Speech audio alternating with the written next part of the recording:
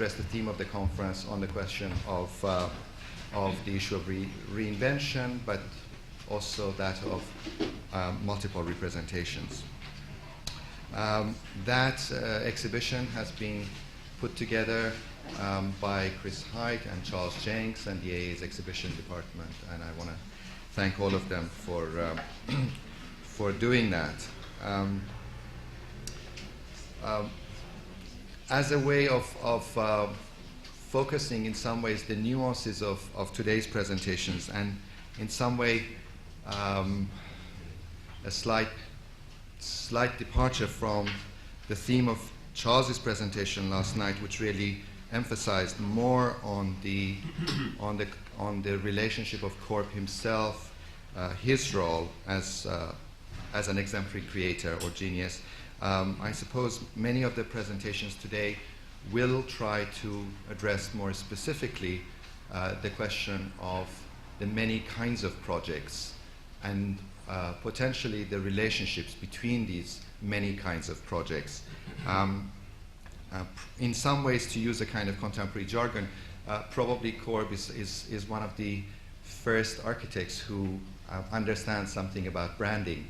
And probably this relationship between the construction of himself, through his paintings, through his publications, and through his architecture is an aspect of the work that I think will be addressed today. In putting the conference together, we haven't really tried to do it too thematically or in terms of the chronology of the work of Le Corbusier. What we have done is that we have arranged for the morning to be in some ways related to a kind of geographical landscape, if you like, because there are three presentations that work or address the role of Corb in France, in Europe, and in South America. And somehow I think it gives us a sense of where he's going, so early in the 20th century, and what it is to really address projects, but also such a kind of diverse geography.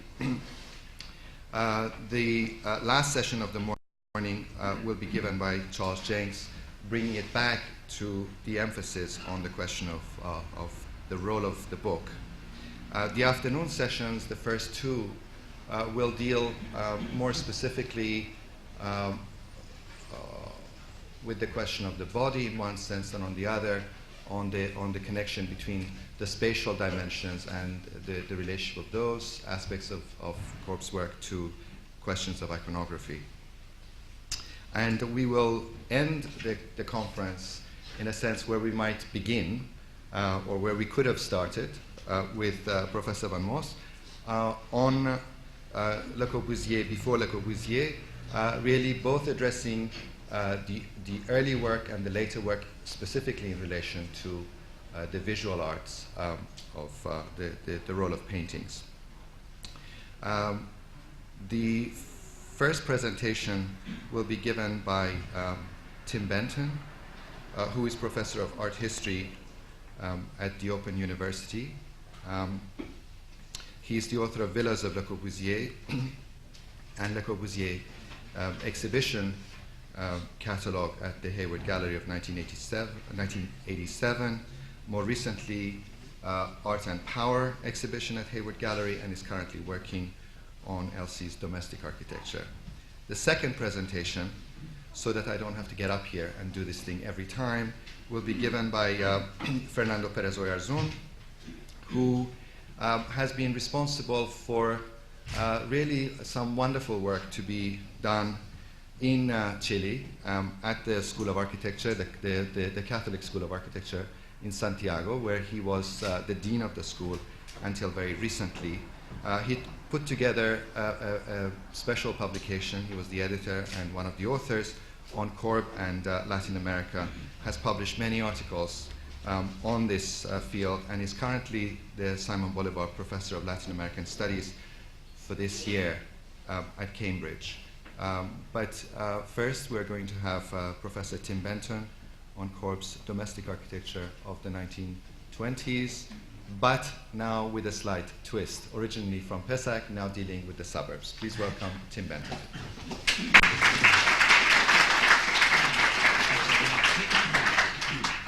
Yes, as Motion said, I've gone slightly off message to stay with modern jargon. The lecture that I would have given about the 1920s dealt with the question, how is it that Corbusier was a great architect but crap at designing houses? This one continues and asks, how is it that Le Corbusier didn't seem to site his buildings in a sensitive way? And I'm going to take the case of that, which is the suburbs. Most of his domestic architecture was built in the suburbs of Paris. So this is about Le Corbusier and Pierre Jeanneret, because the sub-theme in this lecture is going to be to try and see how Pierre and Corbu had, by 1935 especially, quite divergent views on how to design houses. And the case that I'm going to come back to at the end is the Petite Maison de Weekend at La Celle Saint-Cloud, which I've been working on. And just to get this sort of the dating of it right, I'll just, if I do that, will they? Right, that's the house I'm going to be talking about, the Petite Maison de Weekend of La Celle Saint-Cloud. And the image on the right is a mystery image, which I'm sure you'll all be able to interpret immediately, but which forms the key to the lecture. So the discussions for the house began in the autumn of 1934, and it was built by the summer of 1935. First, we have to confront the horror of the banlieue. Banlieue is a French term meaning the suburbs. It's the outer suburbs, as opposed to the faubourg, the inner suburbs, which were swallowed up by Paris as it grew. But suburbs is an equivalent English word. It means the league, the lieu, outside the Buenos, the legal limit of the city. There are, I suppose, three characteristic ways in which architects in France responded to the suburb. One was that it was a catastrophe, nothing to be done. The second was that it was a political question. Organize the workers, deploy the planners to provide a better way of life in social housing. And the third way, and this is the approach that I think Le Corbusier had, was that the suburb was a desert. It was a non-place, literally a utopia, a paradise of individualism and eccentricity where you could do anything you like, including modern architecture. So it's the paradigmatic site of modern architecture as an avant-garde practice. I'm going to show that Pierre Jeanneret was developing a different idea of that.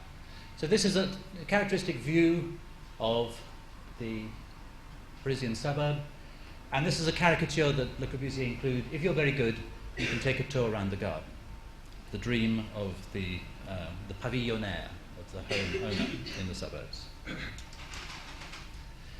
The most significant response to French housing, to the French housing crisis, was the Loi Loucheur in 1928, and we all know the ring of housing that was built around where the walls of Paris were demolished after 1928, using the funds from the Loi Loucheur. Le Corbusier was not a social architect in the sense of Henri Sellier, who was in charge of the office of the HLM and built housing schemes like that Chapnay-Malabry in Paris, and there are a number of others like it. He wasn't a Carol Tiger, he wasn't a Mart Stam or a Van Easteren, he wasn't a Lorsa. In fact, with all these people he was in conflict by 1929 to 30. But it has to be said, we have to remember that in 1929, the first full conference of Siam, when deployed in an exhibition and published in a book, were a series of standard plans for existence minimum, minimal housing plans, all for social housing. Le Corbusier was the only one to present a single house. In fact, it wasn't a single house, it was the very English notion of the semi. He presented a modern semi. A semi-detached house, the Maison Loucheur, which he designed in the autumn of 1928, and which he proposed to Louis Loucheur as a product, like a car, something that could be built anywhere by a local mason who would build a masonry wall, 45-centimetre wall out of local stone, and to which would be clipped a steel prefabricated house with zinc sheets welded together like the roofs of Paris. And this could be put anywhere in France where the conditions of the loi Loucheur were met. That is to say, when somebody owned a plot of land and wanted to build on it, they would get a 99% mortgage to build a house, and this could have been done. 60,000 people in the suburbs of Paris converted their plots, typically with a hut on it or a garden shed or whatever, into a house using the loi Loucheur. Le Corbusier's Maison Loucheur could have been ideal for this anarchic, individualistic housing of people on their plots in the suburb. Okay. But, of course, by 1930, and this is the kind of thing, you could have imagined these little houses, little gardens, with Maison Loucheur in them in the suburbs of Paris. And this must have been what Le Corbusier thought he was designing with the Maison Loucheur. I'm going to push on, because otherwise I'm going to go on too long. Le Corbusier's flirtation with the individualistic, build it anywhere, modern solution to housing ran out by 1930. In fact, it's doubtful that it was ever very sincere. But in 1930, in the Siam in Brussels, he came out alongside all the other modern architects in a global condemnation of the garden city and with it the suburb. The garden city leads to individualism. In reality, to an enslaved individualism, a sterile isolation of the individual. It brings in its wake the destruction of social spirit, the downfall of collective forces. Just to give an example, and this is an absolutely characteristic statement of any socialist or communist housing reformer from the 1880s onwards. Just to give an example for this audience, in 1886, a French workers' delegation going to a housing exhibition in London bemoaned the satisfied British workers who, once provided with their little houses, gave up all interest in social equality and cared nothing except about cricket and horse racing, and ignored completely the plight of their fellow workers. So this is the model of the individualistic housing, of the pavillon, which almost universally in the development of modern architecture and housing was considered irresponsible, corrupt, morally corrupt. But, nevertheless, the banlieue was the main site of development of housing and population in Paris. 500,000 people moved into the banlieue between 1920 and 1940, of whom half were deemed to be mal lotis, i.e. they lived in inadequate accommodation with no drains, no proper provision, and in not properly built houses. So, most modern architects,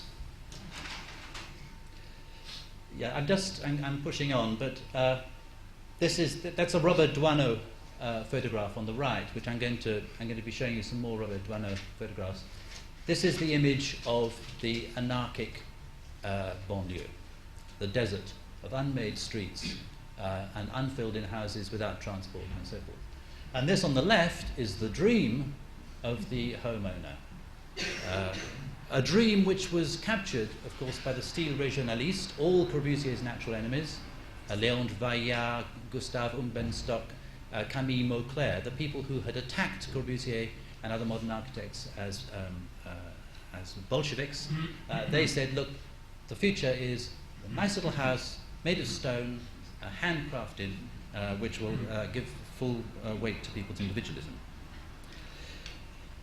By the time Corbusier came to his book, the articles that went into his book La Ville Radieuse, he had decided that the banlieue shouldn't exist at all. The Ville Radieuse has no suburb. There is to be no suburb at all. It's the whole plan is to be contained within a single urban solution. So, it's a bit rum, given universal condemnation of the banlieue, that Le Corbusier, the architect of charming Swiss chalets in his hometown, the designer of a series of suburban villas in the 1920s, should have become a suburbanite himself, like Louis XIV, for that matter, in 1934, even if his apartment was only just outside the walls. Needless to say, Le Corbusier's purist villas are not... How does this work? are not in the red ceinture of Paris, in the communist workers' areas. They're not in the far lotissement, the far west of the pioneer lotisseurs who built their little huts. They're in what you can call the royal and imperial approach to Paris, which goes from the Louvre along the Champs-Élysées to Boulogne, past Vaucresson, Garches, Ville d'Avray, Celle-Saint-Cloud in the direction of Versailles. It's what the French call the banlieue verte or the banlieue riche. These clients had cars. Their sites were serviced with water and electricity. Their roads had been metalled. They therefore shared nothing of the experience of typical suburbanites. The villas can be thought of as a series of bridgeheads in Le Corbusier's campaign to take over Paris. They took nothing from the suburb and gave nothing back. You could call it a bugger-you approach to the social context. And the Villa Stein de Monzy is a good example. The house is set right back from the street. It has a lodge, a guardian's lodge to protect it. It has a sliding metal gate to stop visitors approaching, and it's shielded behind a screen of vegetation. These are people who don't care what the neighbours think.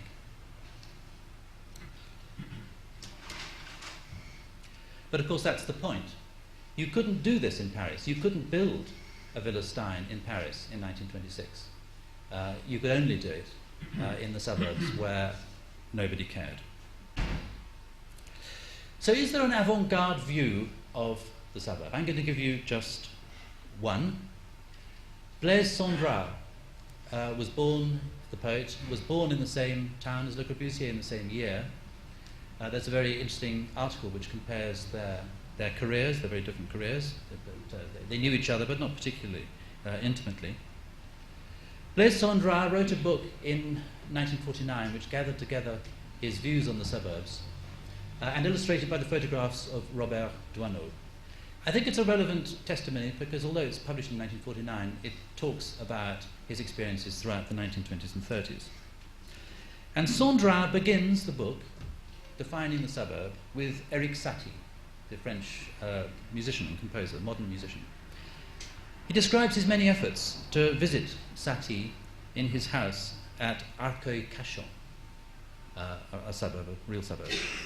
Satie, he says, the best of the French modernists, a communist already in 1917, with not an ounce of snobism in him, fiercely protected his independence from his friends and admirers in the city. Those are quotes. Satie never answered the bell. And this, for Cendrars, was the typical mentality of the banlieue. Privacy, individual. Cendrars loved to trudge across the maquis of the banlieue.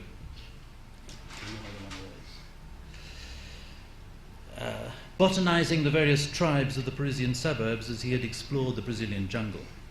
He imagined a Marquis de Sade behind the shuttered windows of a suburban house. He spotted Douanier Rousseau in a bistro, communists plotting the revolution, or a fat bourgeois, a friend of his from Brazil, drawing the cork of a vintage bottle of wine and exclaiming, "There goes another one which the revolution won't drink." And all those little people, he says, all these little people with their impossible dreams of home sweet home, who are going to the wall, who are going crazy.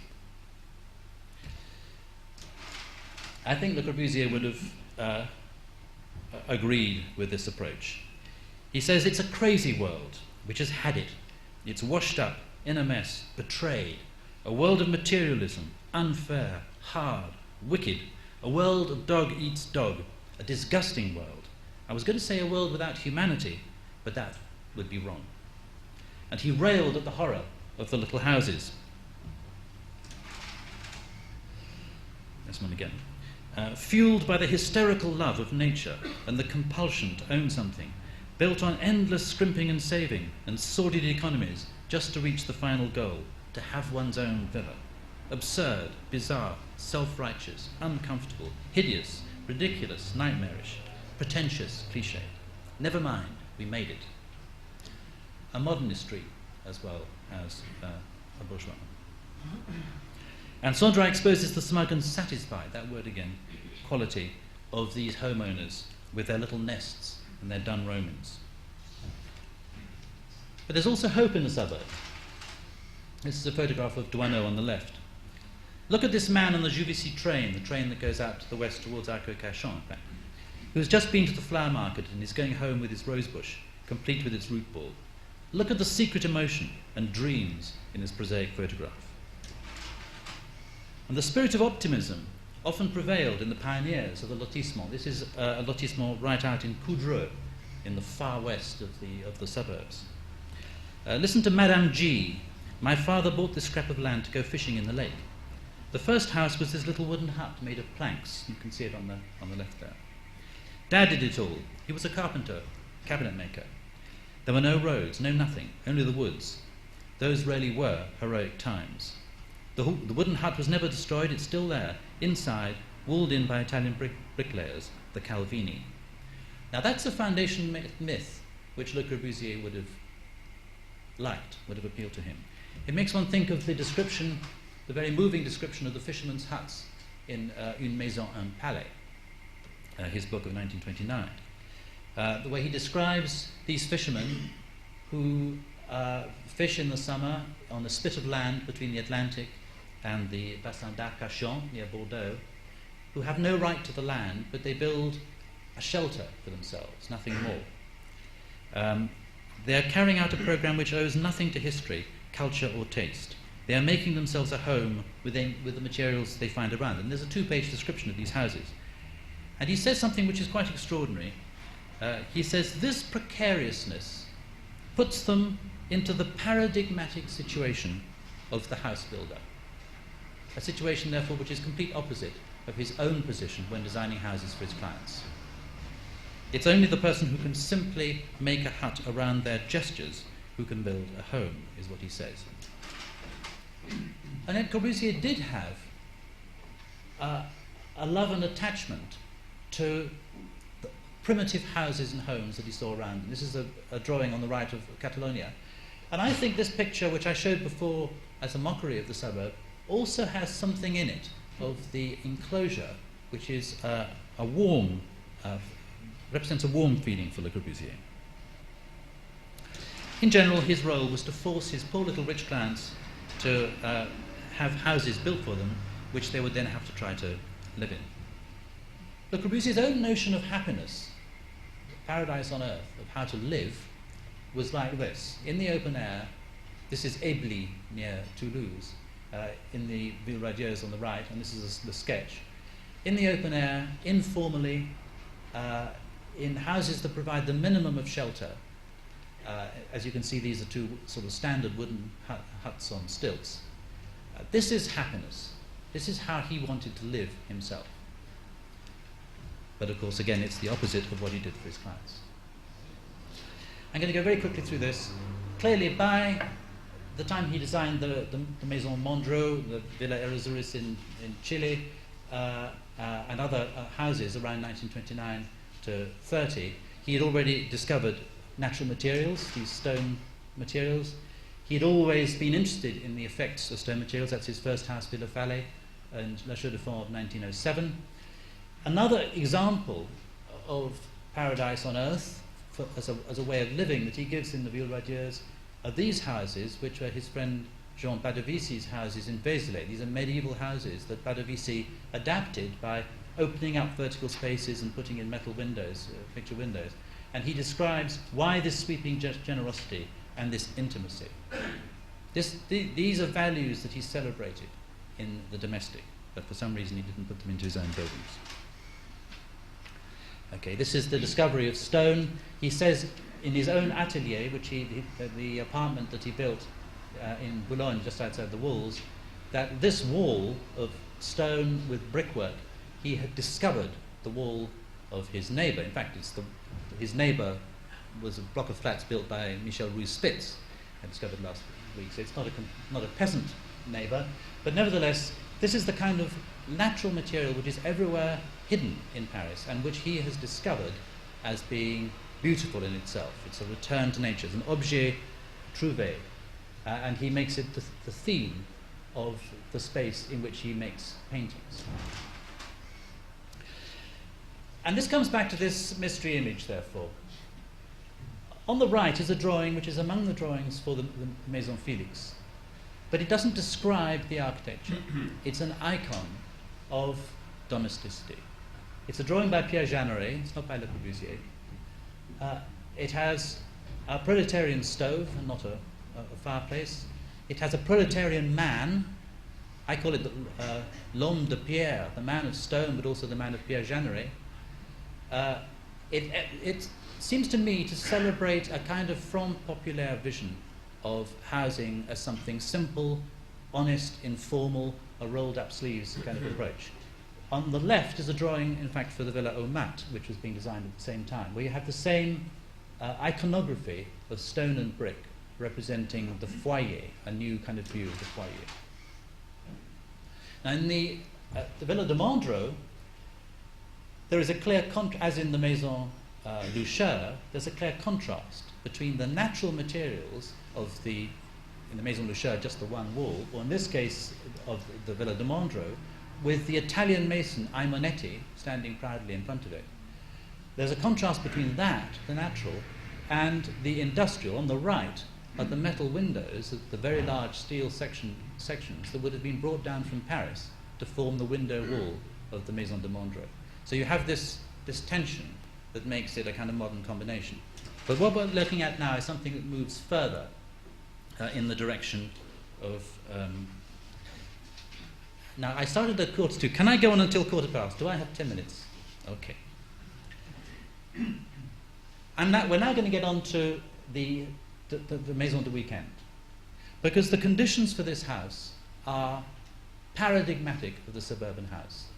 Monsieur Felix, Henri Felix, who was the financial advisor of de Bestegui and the managing director of a firm called the Société Onfo, bought himself a plot, you can see it on the right, in the chestnut forest here in La Selle Saint-Cloud, just further on from the Stein house, just there, with Versailles over here. A smart, nice site, nice road. He had, it seems, the paradigmatic brief of the suburbanite. There was a secret about it. He told Le Corbusier, please don't tell anyone about this house in the Gironde, because we have business dealings down there. Okay. Perhaps there was some financial impropriety. Perhaps there was a mistress. It's important that we should not know, because the definition of the suburban house is that that there are secrets behind the locked gate of the garden wall. So this is a house with secrets, a house that also is designed paradigmatically to repel the external view. You can see here the site, there's the road, this is as redrawn by Gilles Ragot, and this was the project that was designed by an unknown architect and for getting planning permission in September 1934. And what you have here is a perfect suburban dacha, you could call it.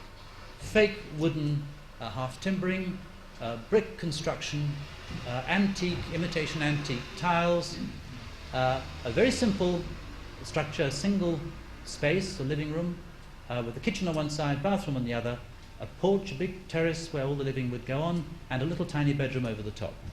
So it's a love nest, it's the intellectual's escape from the city, it's the businessman's comfort. And what Pierre Jeanneret does is, I'm sorry, that one's upside down. Could you, someone? That one's upside down. That one's upside down, sorry. What Pierre Jeanneret does, because the first drawings are all by Pierre Jeanneret, is to trace over the wall. I'm going to show you in a minute that this drawing is traced over the original architect's design, and you can show that because it's at a strange angle. But what he does is he makes a modernist diagonal, he takes a modernist diagonal and creates a dynamic thing, which I'll show you about in a minute. And what we're going to do is we're going to see this first project, this triangular project by Pierre Jeanneret, and then very quickly I'm going to show you how it developed into an orthogonal project of arches, of vaults, which follow the line of the east wall. North is up there, the east wall here, instead of being something that fills up the gap in the corner. So this is the original plan of the house, and this is the only drawing, if you can just see this plan here, which not only takes the angle of these walls, but also keeps the symmetrical nature of this facade at symmetrically about the angle of the corner of the wall, which wasn't quite a right angle. So I take this, I'm certain that this is the first drawing, and that on the basis of this, the first version of the triangular plan was developed. And what Pierre has done is simply to extend this wall to the garden wall, to the edge. So the house is rammed against the garden wall as far away from the street as it can go. And then what he does is he makes a double vault to give the height for the mezzanine, so that there's the bedroom above there. The staircase is put down here instead of here. And then there's a smaller vault here. So Pierre is introducing an asymmetrical dynamism to the design. If you compare the original plan with the other one, I've superimposed the two one over the other. You can see what I mean. This design of Pierre's is based entirely on the original version, and out of that comes this, where he slants the facade sideways. And you can see that the effect of this is to move the terrace sideways, so that the facade becomes asymmetrical about the angle, not just in terms of this axis, but in terms of the fact that in the corner there's a chimney, which is now comes out on the facade here, rather than in the middle. But what we have there now is something which I think is a quite profound effort of Pierre's to create a genuinely suburban house. Stan von Moos pointed out a long time ago that the Citroën house project looks like a Citroën 10 horsepower car. Pierre, having designed the Voiture Maximum already in 1928 and 9, because Pierre was the car fanatic, has done a car which is slightly more streamlined and rather faster than the 10 horsepower. And of course the car is the key to the suburb. It's the liberty provided by the car that makes these suburban houses possible. So that compares there the dynamism that Pierre has introduced with the original house. And this is simply a rectilinear version I'll push on. So this is the point about the Stan was the first to point out that this looks like a Citroën car with this little roof and so forth. And of course cars have another meaning in the suburbs, a worker's meaning, which is that many houses were actually provided out of railway cars, sheds, and different kinds of boats. The caption says, look, the boat's very good because when it's very damp, the water doesn't come in. So having stuck with this diagonal plan, which is still traced on the original version, but with, curiously, the facade at right angles, and no doubt having had difficulty drawing up these facades and sorting all this out, he then turns it round and the facade comes parallel with the bottom of the paper. And on the side here, you see what I take to be, either verbally or possibly even in the drawing, Corbusier's beginning intervention into this. He doesn't like the fact that this is a dumb vault here. He wants to do some sort of architectural play. So he introduces the idea of alternating vaults, which here turns into the idea that you would have two vaults of Nevada glass tiles facing this way and another one facing that way to the north, the artist's north-facing light, which would illuminate the salon. And finally, the play with this leads to the plan becoming symmetrical again around this big vault, which slopes down towards the back with a dormer giving light back inside it. You can't see it in this one, but we'll see it in a minute. And so in a sense it comes back to the original design. I want you to look at this one though, because I want now to think about, very quickly, the people that Pierre put into this drawing. Who are these people? I pulled them all out there. This is a suburbanite utopia. The sunflowers, symbol of the Cité Jardin, the pioneer rambler, the socialist rambler, the Bakunin philosopher with his bottle of wine, the camarade, the pretty young comrade who is cooking up the spaghetti, the young friend who's bicycled over from Paris, and they're cultivating their garden. These are images of domestic bliss. They drop out of the picture very quickly. I'll push on. I'm just going to finish very quickly now, because there is in Corbusier's work a vision of social utopia which does match this, of a life which matches the idea of the suburb. And this is the Ferme Radieuse, which has been worked on from 1934 to 35. Here you have Norbert Bézard, the farmer from the Sarthe, who Le Corbusier worked with, the peasant farmer who worked with Le Corbusier. There's Le Corbusier himself. There's a woman who might be Yvonne, who's dialoguing with them from the kitchen.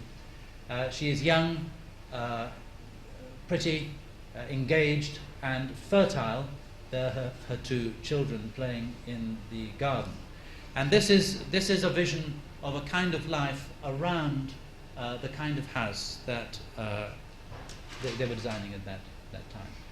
So to come back to it, L'Homme de Pierre and Pierre Jeanneret's designs for this first project, I think, are a genuine reflection on the suburb and an attempt to design a kind of housing which, as it were, ordinary people could live in. And what happens next is that all that disappears. There is a very interesting drawing here, which there's some time to analyze, which I'm sure is a dialogue between Le Corbusier and Pierre.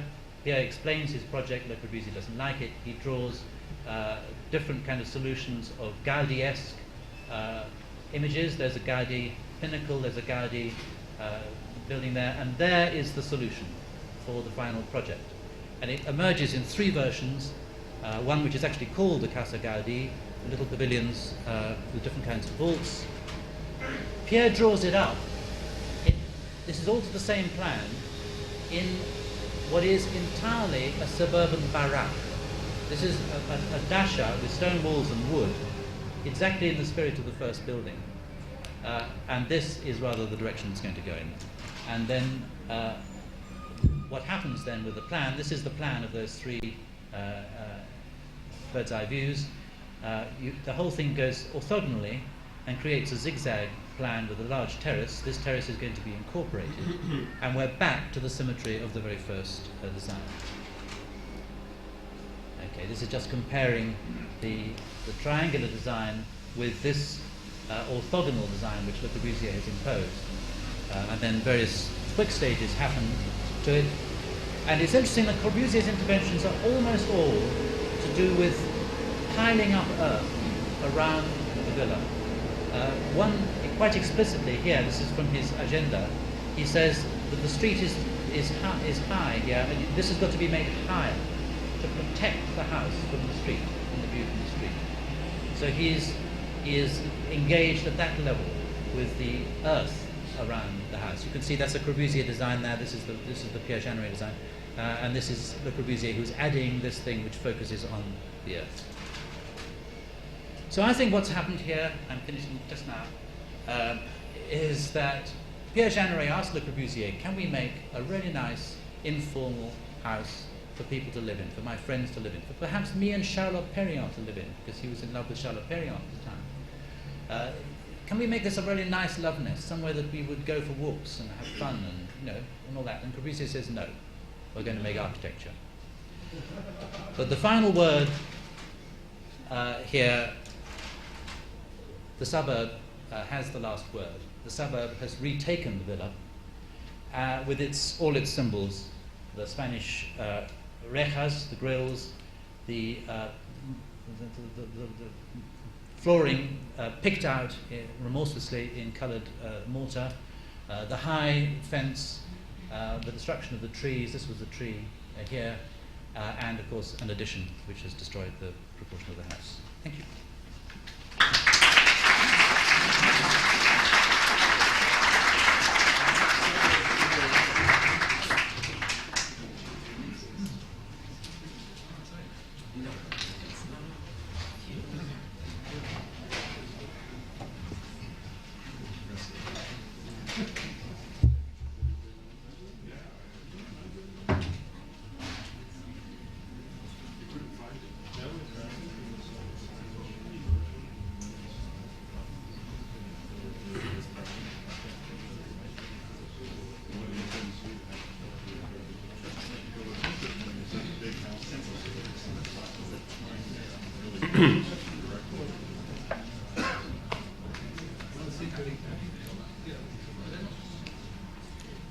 Well, Moses said that interventions were not very well coordinated. You will see how well coordinated they were. So we just go with the slides. And Précision is the kind of significant title of the book published by Le Corbusier in 1930, after his first travel to Latin America. The core of the book consists of 10 lectures given in Buenos Aires and another one delivered in Rio de Janeiro named Corollaire Brésilien. A prologue américain and 2 appendix, Température parisien à l'atmosphère Muscovy, complete the book. The Buenos Aires lectures were the most extensive series given by Le Corbusier until that moment, 10 lectures. He normally did 2.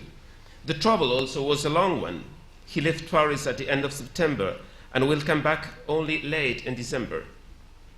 His 42nd birthday had happened while staying in Buenos Aires. And he is about to publish the first volume of his œuvre complète and had become widely well known. And this is the very well known stage drawn by Corbusier of his lectures in Buenos Aires. 7 years after the publications of Vers in Architecture, it was a proper time for precisions and adjustments in his thinking. A long travel to a remote continent seemed to have been quite a propitious circumstance to undertake that kind of effort. There were certain years, he wrote in 1960, on occasion of the re-edition of Précision, I used to give lectures throughout the world. The South American travel of 1929 can be seen as a culminating stage of those travel lectures, looking for commissions and letting people know about the good news of modern architecture. One of those moments in which stimulating atmosphere, new places, and new people produced the personal momentum for discovering and change. Toward the ends of his prologue américain, this is Corbusier in Rio, and this is a well-known picture of Josephine Baker and him in the ship. Written in his way back on board of the Lutetia, which was the picture I previously showed, in the luxurious apartment, he said, provided by the Compagnie Sud-Atlantique, he wrote, it was in Paris, in the charming and intelligent Duchess of Dato's house, where I met González Garaño. He had convinced me to leave for Buenos Aires to explain in this gigantic city in state of gestation the forthcoming destinies of modern architecture. In addition to that, and since 1925, Paulo Prado made me signs from Sao Paulo, and Blaise Cendrars from Paris, which is over here. Oh, what's this happening? I don't know, but you see Blaise Cendrars on your left. Push me with arguments, maps, and photographs. Beyond contacts with aristocrats and politicians, this personal connection to Blaise Cendrars seemed to have provided, let's say, the more intimate background to this discovery travel. You have already heard about the parallel biographies of Blaise Cendrars and Corbusier. I don't insist on that. But let's remind that Blaise Cendrars had developed in his own way some kind of Baudelaire's ideas on the trouble as a kind of metaphor of human condition, making it the core of both his life and work. Most of his texts emerge from his troubles, frequently to exotic places. Some were the same that Corbusier visited later. Let's remind Prose du Transsibérien à la Petite Jeanne de France, a park in New York, and the most important, Feuille de Route. After a travel to South America, his syncopated prose, where feelings, images, and associations are powerfully mixed together, is not alien to Le Corbusier's own way of writing. Contacts between Blaise Cendrars and South America are multiple and strong. Paulo Prado was one of his good friends there. He had visited, Blaise Cendrars had visited the continent in 1924, 25, 26, 27, and 29. Fascinated by Brazil, especially by the Amazon forest, which he later filmed, he appreciated traditional architecture in Minas Gerais and sculpture by Aleijadinho, which he contributed to make better known even to Brazilians.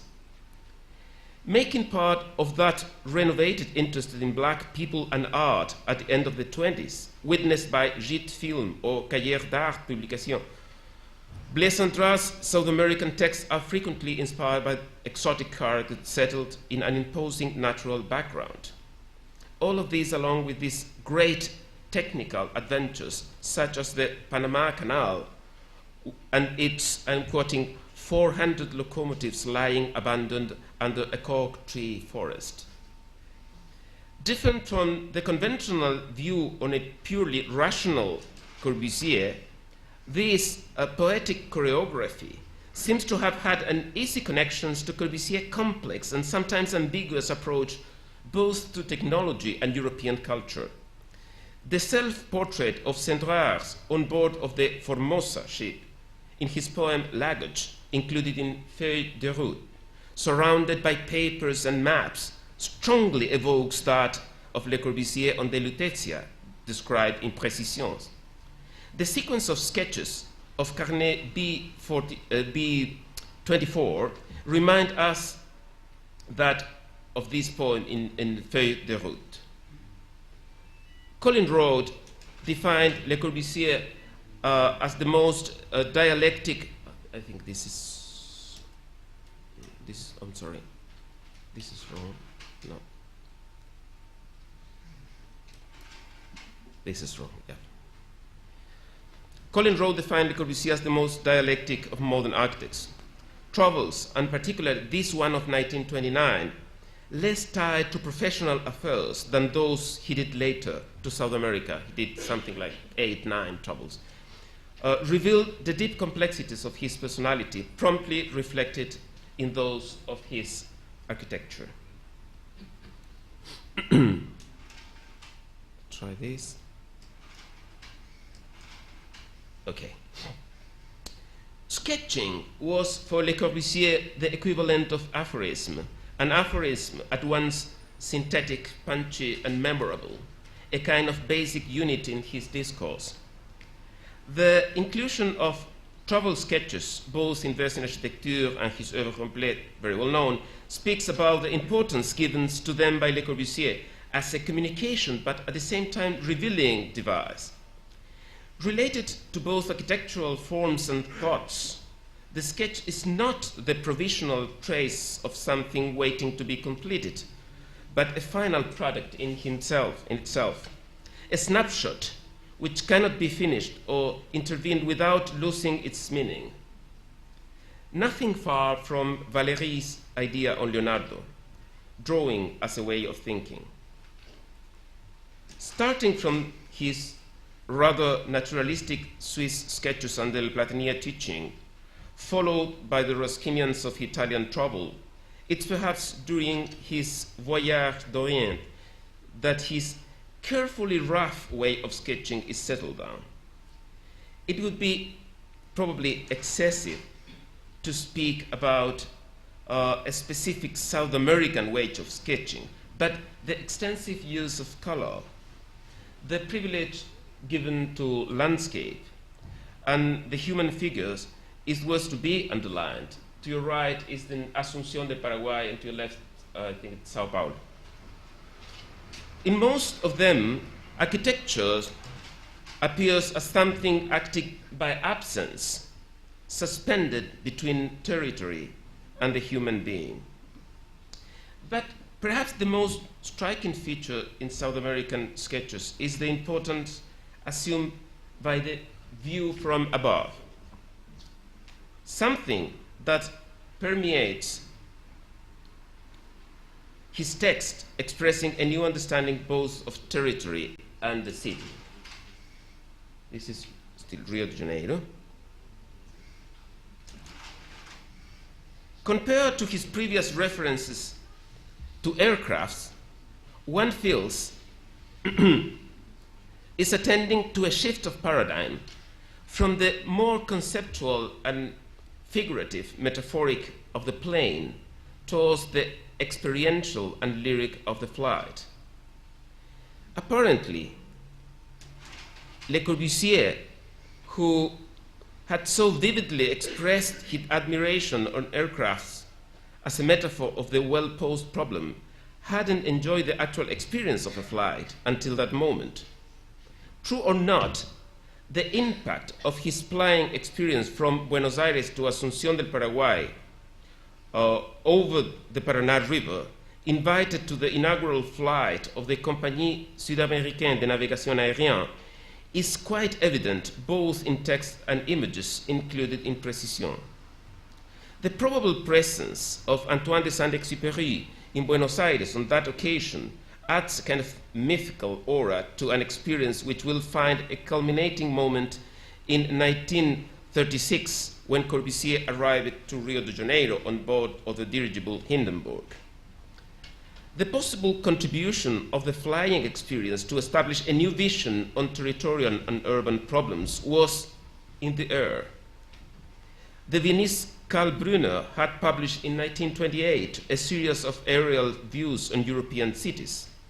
Invited to Chile this same year of 1929, Brunner will be part, as Alfred Agache and Werner Hegemann, of a series of more traditional modern planners who succeeded in getting commissions in American cities.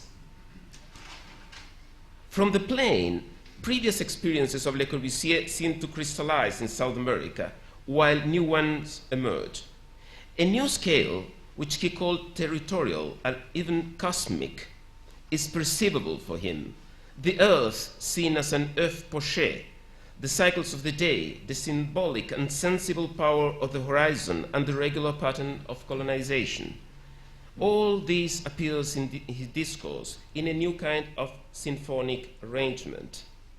I'm quoting, "At 500 or 1,000 meters altitude," he declares, "the view from the plane is the most regular, the most calm, the most precise that one could wish. I don't exist but under the condition of seeing. Thanks to the plane, all has become clear." The law of the Meander, as he calls it, emerged precisely from his vision of a changing course of the river as a new geographic metaphor of the well-posed problem. The experience of flying seemed to have awakened the most lyric and telluric side of Le Corbusier's sensibility, something connected with his early mountains experience, perhaps, but empowered by movement and the presence of a new landscape, which Keyserlingk, the philosopher traveler, had baptized a few years before the continent in the third day of creation. But it wasn't only a new enthusiasm on South American geography which emerged from that experience. In the kind of projecting machine that Corbusier's mind was, a new proposal for South American cities involving a new vision of modern urbanism was about to emerge. Arrived in South America, let's say, with the plan in his pocket, as he wrote in La Petite Maison, Corbusier's first architectural responses to South American stimuli appear tightly linked to his previous work. A house for Victorio Campo, I forget I don't have the slide, commissioned to him before his departure, seems to be strongly inspired by Madame Meyer's house, or Willerstein. And his first reaction, on your right, to a local commission, a housing scheme in the surrounding of Buenos Aires, appears as a garden city made of Villa Savoie, except for the significant plantation of cypresses and palm trees, which will have consequences in future projects. You can see them in the center of the slide. 1929 sketches for South American cities, a kind of enthusiastic and inspired appendix of his Argentine and Brazilian lectures, let us note about a turmoil of new ideas evolving quickly in a period of a few weeks, which came more from the direct impact of local experiences than from his more, let's say, systematic and doctrinaire previous approach to urban problems. The sketch for Buenos Aires included a business center built on a new artificial territory upon the river, symbolically presided by an island airport. At first sight, the series of cruciform skyscrapers standing on a rectangular platform and the redans wings beyond them seem to owe quite a deal to the Ville Contemporaine or the Plan Voisin you're seeing to your right. However, the section showing the artificial extension of downtown ground level over the Barranca Gap, which is in the river, you look at the section with the trains, La Barranca is indicated there, speaks about a new attitude more deeply affected by the physiognomy of the site. Thus, an alternative interpretation would suggest an attempt to interweave air through the monumental position of the airport, water through the imposing presence of the river reopened to the city, and earth represented by the highway axis penetrating the city towards the Pampa and the interior of the country. Suggested by his arrival to Buenos Aires by night and through the river, the classical Five Towers facade is able to sum up the intentions of the project, a vertical, artificial statement opposing the natural horizontality of the plain and the openness of Argentine sky. Proposal for Montevideo and Sao Paulo were drawn as axonometric views, suggesting at once a vision from above and the three-dimensional nature, both baptized as gratte-terre, earth scraper, by Corbusier, in contrast to the conventional gratte-ciel skyscraper, explore the margins between architectures and infrastructure, as between building and city. They are roads, which are buildings, which are cities. In both territorial horizontal traces, contrast again irregularities of coastals or meseta geography. Explicit references to Villa Adriana, Segovia, or Pont du Gard express the kind of historical connection which Corbusier attributed to this new attitude. In Rio de Janeiro, same principles are taken to an apotheosis of enthusiasm. Linear city, elevated road, monumental urban pilotis, all of it arranges at once in a single linear and flowing gesture, conceived from the air, responding to the exuberant but fragmented Bahia de Guanabara's topography. And that is kind of important. It's absolutely important, the enthusiasm about geography. But there was a practical problem. The bay was quite divided by the hills. And so Corbusier was thinking in a way of working the same way the tunnels are working today, linking all the bay along. The Rio proposal, redeveloped in 1936, expressed the possibility of enjoying the city at 100 meters altitude and suggest a new mega facade for it. Even gigantic and threatening, and this is a recent model by Yanis Sonis and Sandrine Lerner, manifests a completely new approach towards historical city, one in which, as in an enormous kind of urban collage, modern city doesn't replace the old one, but hovers over it, producing a new kind of vibration between the old and the new. All this Latin American experience was combined in a series of projects for Algiers, developed in subsequent years, where a new version of both Buenos Aires towers articulated with Rio strip configured a suggestive and calligraphic ideogram superimposed over the existing city. The long-lasting relationship between Le Corbusier and South America started in 1929, is the story of a series of failures and misunderstandings. The Ministry of Health and Education and the university city, Rio de Janeiro, both in the slides, in the 30s. The plan for Buenos Aires, late 30s and beginning of the 40s. The plan for Bogota, the French embassy in Brasilia, all of them never happened. Instead of it, two small houses split by almost 20 years are able to epitomize Corbusier's South American experience. Errázuriz house, commissioned in Buenos Aires in 1929, was never built, but affected his own work in following years. Appearing as a revised version of the Maison au bord du mur of the early 20s, expressed through rustic and traditional materials, Corbusier's response to a remote and almost unknown place in Chile. Curuchet House, the only actually built by Corbusier in South America in the early 50s, remind us a little bit the Cartago House, but enriched with the experience of the Chorizo House, which is kind of traditional houses in Buenos Aires, sketched by Corbusier. The house is an answer to an ideal city, La Plata, which, in spite of being a product of that classical tradition attacked by Corbusier, is not so far from the diagonal and grid patterns of his ville contemporaine. Nothing changed, and all slightly changed in Corbusier's sensibility after his South American experience. Later urban projects seem to start once again from doctrinaire urban principles rather than from empirical poetic suggestions.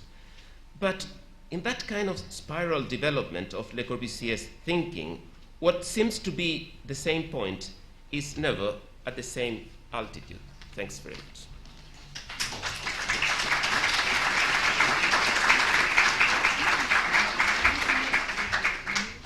We are now going to have a very brief 10-minute break so that you can stretch your legs. There's coffee upstairs, those of you who really desperately need coffee.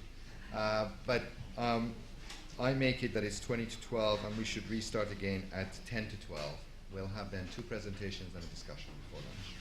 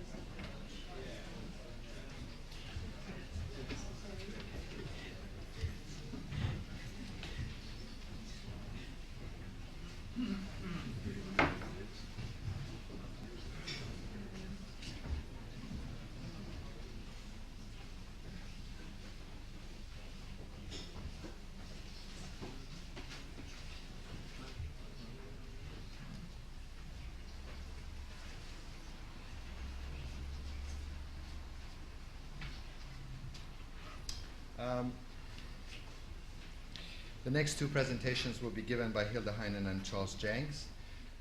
Charles Jenks, since I introduced him last night, and it's really one of those cliches, he doesn't need an introduction, but I suppose I should say that in many ways, more than any other architectural historian of the recent past, he has that knack of being able to understand something of the nature of a particular epoch. And he was telling us about Corb's 10-year cycles. I suppose with Charles it might be a 7-year cycle where he also reinvents and rediscovers and discovers something of the spirit of the epoch. And I suppose his thinking on Corb might also represent some version of a revival of Corb.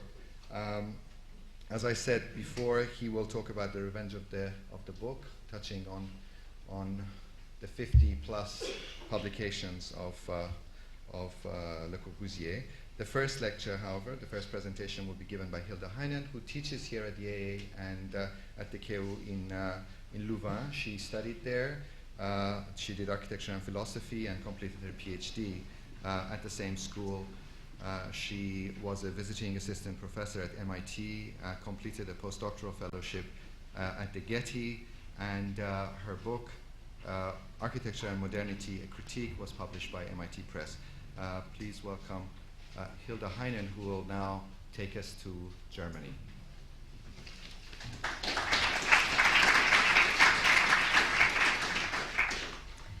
Thank you for the introduction. I must admit that I feel a little bit out of place here today. Yesterday we were introduced as all being scholars on Le Corbusier. I must admit I don't count myself among the Le Corbusier scholars. The focus of my work has rather been indeed German work of Gideon and Das Neue Frankfurt and Adolf Loos and similar things. My book is really on kind of bridging the gap between theories on modernity and avant-garde of Frankfurter School, people like Adorno and Benjamin, and on the other hand, the discourse of on the modern movement like it is developed by Siegfried Gideon and others. So that's my background, and it's from that background that I try to address the question of Le Corbusier and the avant-garde, not as the title, the given title of my lecture might have led you to think that I would really address the concept that Le Corbusier had of the avant-garde. As far as I know of, he didn't use this term abundantly in his writings. But rather what I want to question here today is in how far that this major idea that Le Corbusier is continuously reinventing himself, his architecture, in how far this figure of revolution that apparently is very characteristic to describe his person and his work, in how far this idea is compatible with the idea that he would be an avant-garde architect. Is Le Corbusier the best exponent of what an avant-garde architect would be? So let us start with developing an idea of what the avant-garde may be. Taken literally, the avant-garde refers to the front part of a marching army, the scouts that first head into unknown territory. As a metaphor, it has been used from the 19th century onwards to refer to progressive political and artistic movements, which considered themselves to be ahead of their time. The avant-garde, one can say, radicalizes the basic principle of modernity, the urge towards continual change and development, the rejection of the old, and the longing for what is new. According to Matei Calinescu, its very radicality drives it to a conscious quest for crisis. I quote Calinescu. Aesthetically, the avant-garde attitude implies the bluntest rejection of such traditional ideas as those of order, intelligibility, and even success. Art is supposed to become an experience deliberately conducted of failure and crisis.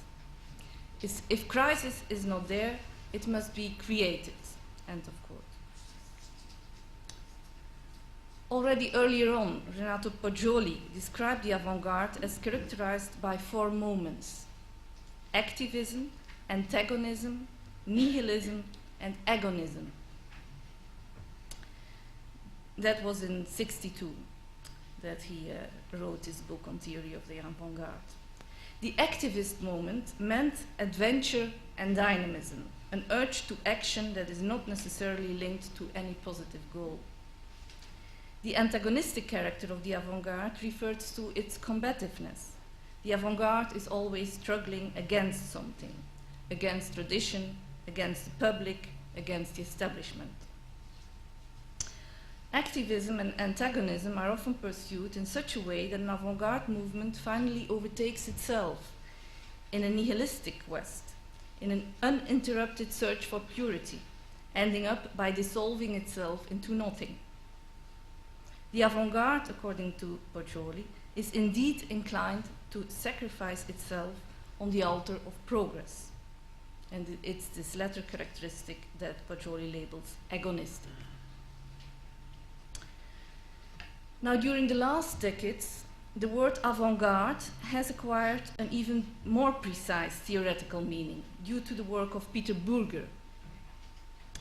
The avant-garde is by now clearly distinguished from modernism, in that it is confined to a much more limited range of ideas and movements. According to Burger, the avant-garde in the visual arts and literature was concerned to abolish the autonomy of art as an institution.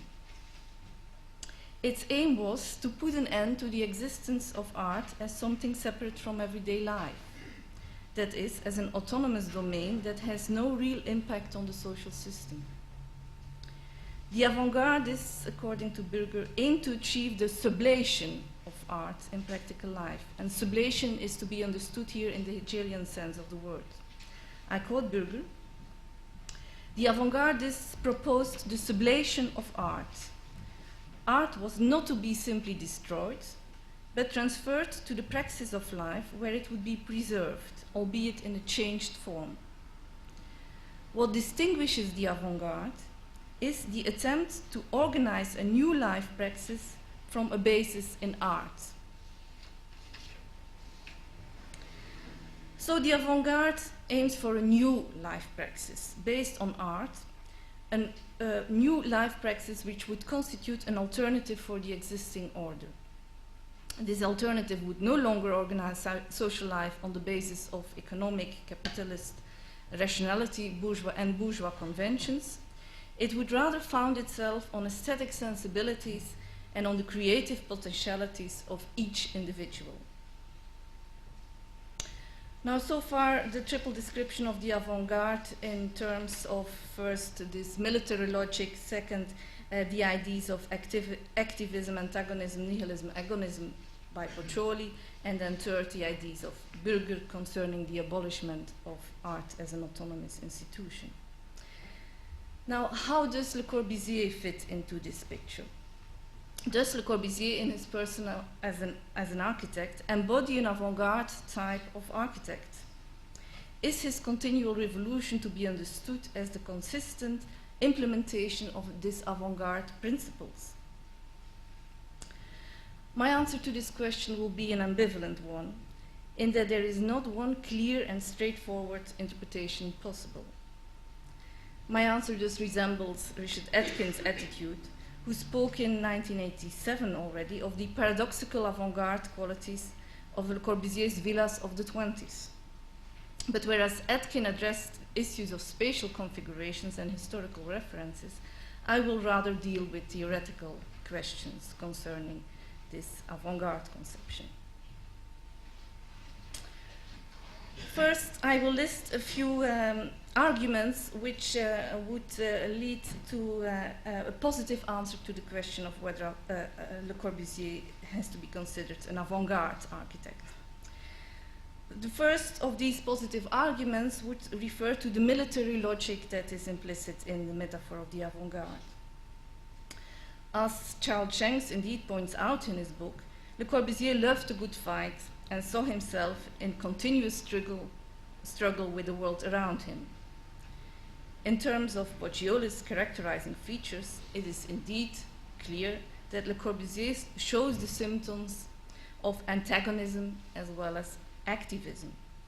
He was continually seeking new areas to do battle, orienting his criticism towards the architects of the academy who failed to understand the spirit of the new epoch, towards the civil servants who didn't take a favorable attitude towards his plans, towards clients who didn't reward his genius with appropriate fees, towards former friends and allies with whom the relationship turned sour. A sense of agonism is also there, where Corbu is stressing the fact that he has given for free so much of his creative energies to the world, providing several cities with remarkable plans that, to the continuing shame of these cities, those who could have benefited from them didn't appreciate at all. Even traces of nihilism are there. Like, for example, when in Urbanism, Le Corbusier is telling the anecdote of an official who denounced his plans with the argument, quote, "You trace out straight lines, fill up the holes, and level up the ground, and the result is nihilism." Whereas Le Corbusier replied, quote, "Excuse, but that, properly speaking, is just what our work should be." End of quote. Indeed, Le Corbusier incarnates very well the notion of the modern artist as the heroic male individualist who who lives purely for art's sake, renouncing the concerns of everyday life in order to completely devote his life to the higher aspirations of art, eventually suffering hardships but firmly resisting all attempts, for example attempts by his wife, all attempts to make him more pliable or conformist. As Whitney Chadwick notes in her book on women, art and society, this conventional way of describing the avant-garde artist's life and work often goes along with the positioning of women and women's bodies as the source of inspiration, as the origin of formal and stylistic innovations, whereby the sexual and artistic are being fused by equating artistic creation with male sexual energy. Needless to say that in the same move, of course, women are presented as powerless and sexually subjugated. This operation also occurs in the interpretations of the work of Le Corbusier, as is well exemplified in Jenks's book, which gives a fair amount of space to a discussion of Le Corbusier's relationship with women and what is implied for his paintings and his architecture. A major story in this respect is Le Corbusier's encounter with two prostitutes in Algiers. This postcard evokes the two prostitutes without being exactly the persons who Le Corbusier encountered. These two prostitutes in Algiers, which he used as models for a sketch that during the following years re-emerged again and again as the basis for further drawings, paintings, and in the end even murals. Charles Shanks is mainly pointing out the productivity of Le Corbusier's fascinations for these girls, their bodies, their supposed sexual interest in one another, and the way he processed all this in his subsequent creative explorations. Some feminist scholars, though, have been fairly less favorably inclined in their comments on this episode and its sequels. Zeynep Çelik positions Le Corbusier in the long line of French colonialist endeavors to conquer the feminine heart of the foreign culture that was to be colonized.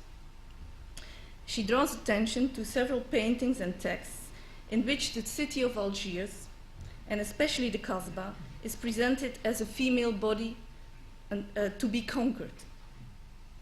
I quote Zeynep Çelik, beginning in the 1930s, she states, Le Corbusier's gendering of Algiers extended this tradition to architecture, provoking associations between the curved lines of his projects to modernize the city and the plasticity of the body of Algerian women. Le Corbusier articulated his enchantment with these women and consistently represented the Kasbah as a veiled hat in his reductive drawings, like you see here. The former drawing was not by Le Corbusier, but published by Le Corbusier, a drawing by Boutry. So the implication here is that the metaphor of the women's bodies as applied to the city is not just to be understood in terms of a source of creative energy, creative inspiration, but that one also has to see its implication in colonialist and sexist terms. Beatrice Colomina traces the reworkings of the drawing of the two women up to their final destination as a mural painting in E1027, the house Eileen Gray built for her and Jean Badovici. According to Colomina, Le Corbusier was trespassing when he did this mural. Not just because it was proof of his fetishist desire towards these Algerian women, well, one is Spanish, the other is Algerian, not just because this was proof of his fetishist desire towards these women. Fetishist desire, after all, is only an individual and many people would say rather harmless obsession. But the trespassing was mostly caused because Le Corbusier did this mural without Ellen Grace knowing it, in her absence. Whereby, says Colomina, insult was added to the injury by the fact that in later accounts and presentations, Le Corbusier even fails to mention that the house was being altered, was being designed by Ellen Gray, which has caused a long misattribution in the literature. So I would say, in as far as the avant-garde metaphor refers to this military logic of colonizing and conquering, it indeed applies to Le Corbusier. A second reason to see Le Corbusier as an avant-garde character is, of course, his involvement with the avant-garde scene in Paris in the early 20s, where he was part of the network that made up the intricate pattern of international relationships determining the conditions for the development of modern art. L'Esprit Nouveau, of course, was an avant-garde magazine, for example, fighting, struggling against the spirit of the academy. It took its place along similar other journals such as Voyage, Gegenstand, Objet, or MA, or De Stijl. It was clearly an avant-garde journal. Nothing can be said against that. Also, its international distribution, which Le Corbusier is very proud of, is a factor to point in that direction. Together with those enfants, Le Corbusier also wrote what can be called the typical Avant-Garde Manifesto après le Cubisme, which denounced the birth of a new ism, purism, as the latest fruit on the tree of the avant-gardes. Nevertheless, here already, a certain paradoxical quality is recognizable, because purism claims to be the outcome of a kind of Darwinist process of cultural evolution, which has led to a final and pure result. In that sense, it is ambivalent, because on the one hand, of course, it's part of this continuous cycle in which one avant-garde movement is superseded by the next one. But on the other hand, it claims to bring this logic to an end, to a finish, because what it has come to kind of final and pure result. A third argument in favor of Le Corbusier as an avant-garde persona is his well-known fascination for mechanical things like cars, airplanes, trains, ocean liners, and so on, stressing the importance of mobility, of dynamism, of all things modern, stressing transitoriness and ephemerality as major elements of modern experience. These things belong, since futurism, to the standard equipment of many avant-gardist movements. Of course, with Le Corbusier, it's again rather ambivalent, because in his comparison of the Greek temple with the modern car, it's not just the dynamism and the mobility that are being stressed, but also the universal eternal qualities of beauty that can be attached to the image of the car. Le Corbusier's fascination in this respect is well documented, for example, in several publications of Stanislas von Moos and Beatrice Colomina. But again, there is some curious bias which differentiates Le Corbusier's enthusiasm for industrial objects and speedy vehicles from the attitudes towards the same phenomena of the futurists or the Dadaists. This difference resides in the fact that Le Corbusier seeks an actual cooperation between artists, or at least architects, and the industry. And that is an idea that is certainly not shared by most of the other avant-garde movements.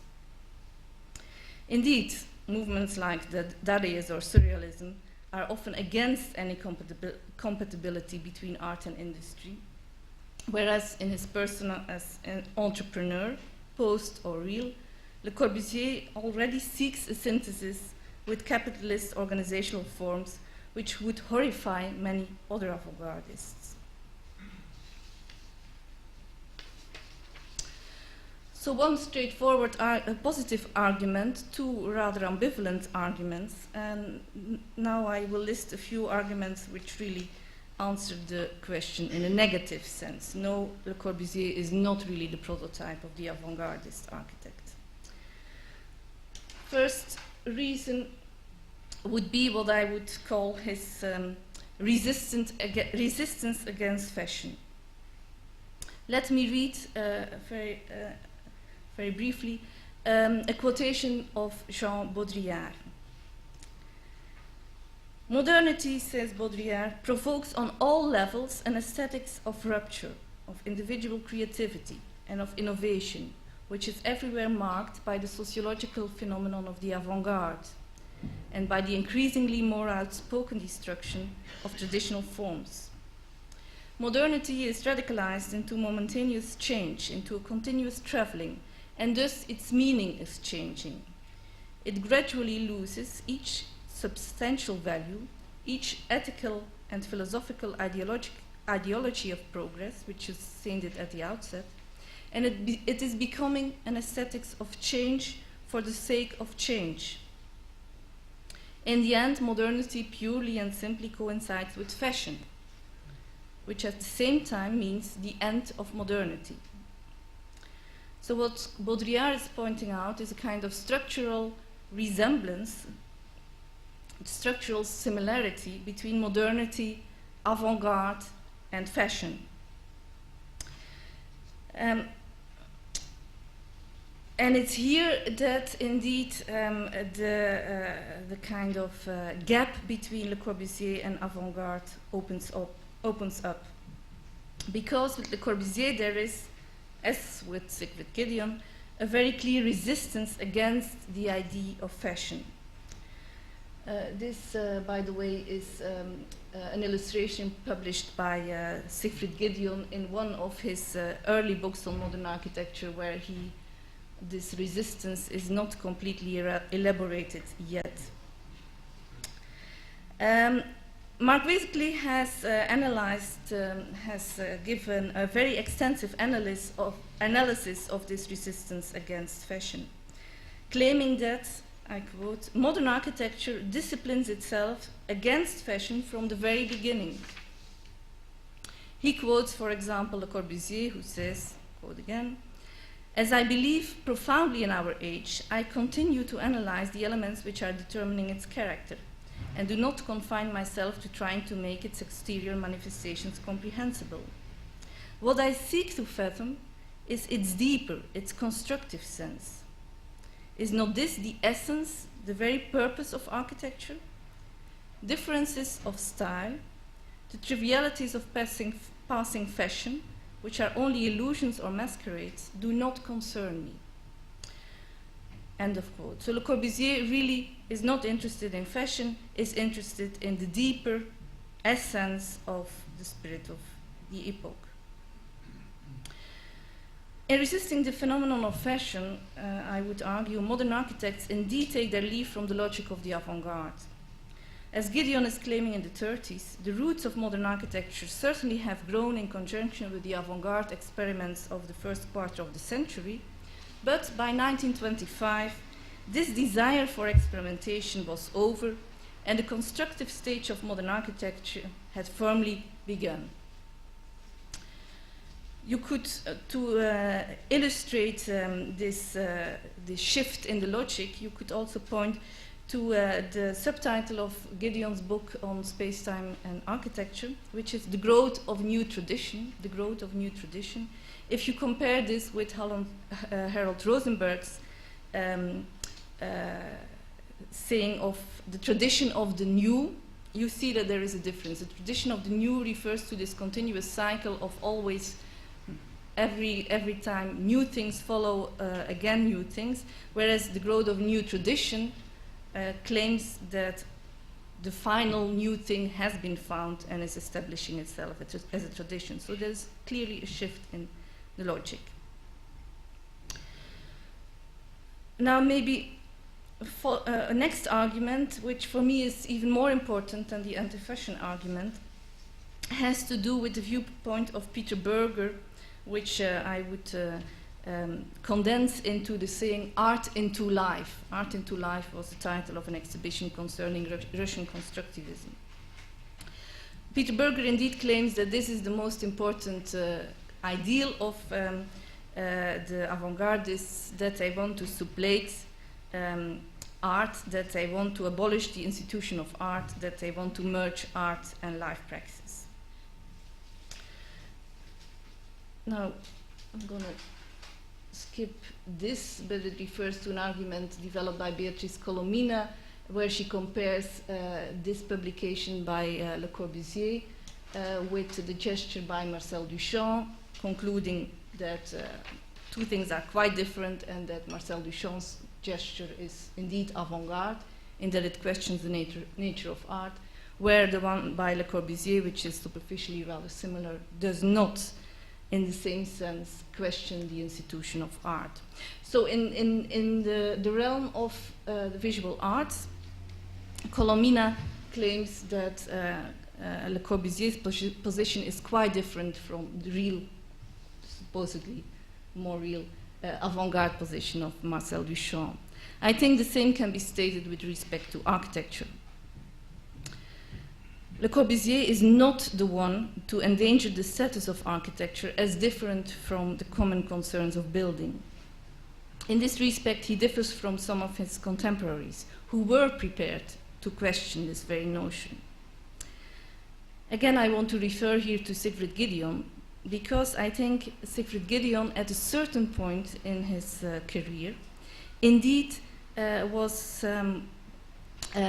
very keen and very sensitive to the logic of this logic of the avant-garde, whereas later on he took his leave from this.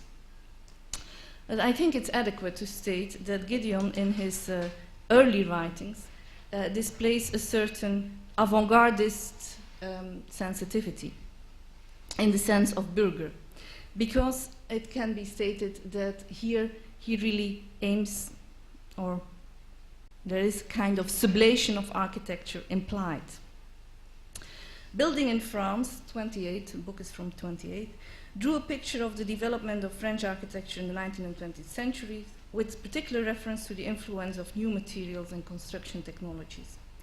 The key expression that Gideon used in this book, well, I show you a few pictures to get you in the mood. This is the Eiffel Tower seen by Gideon, Pont Transporteur seen by Gideon, same Pont Transporteur published by Le Corbusier.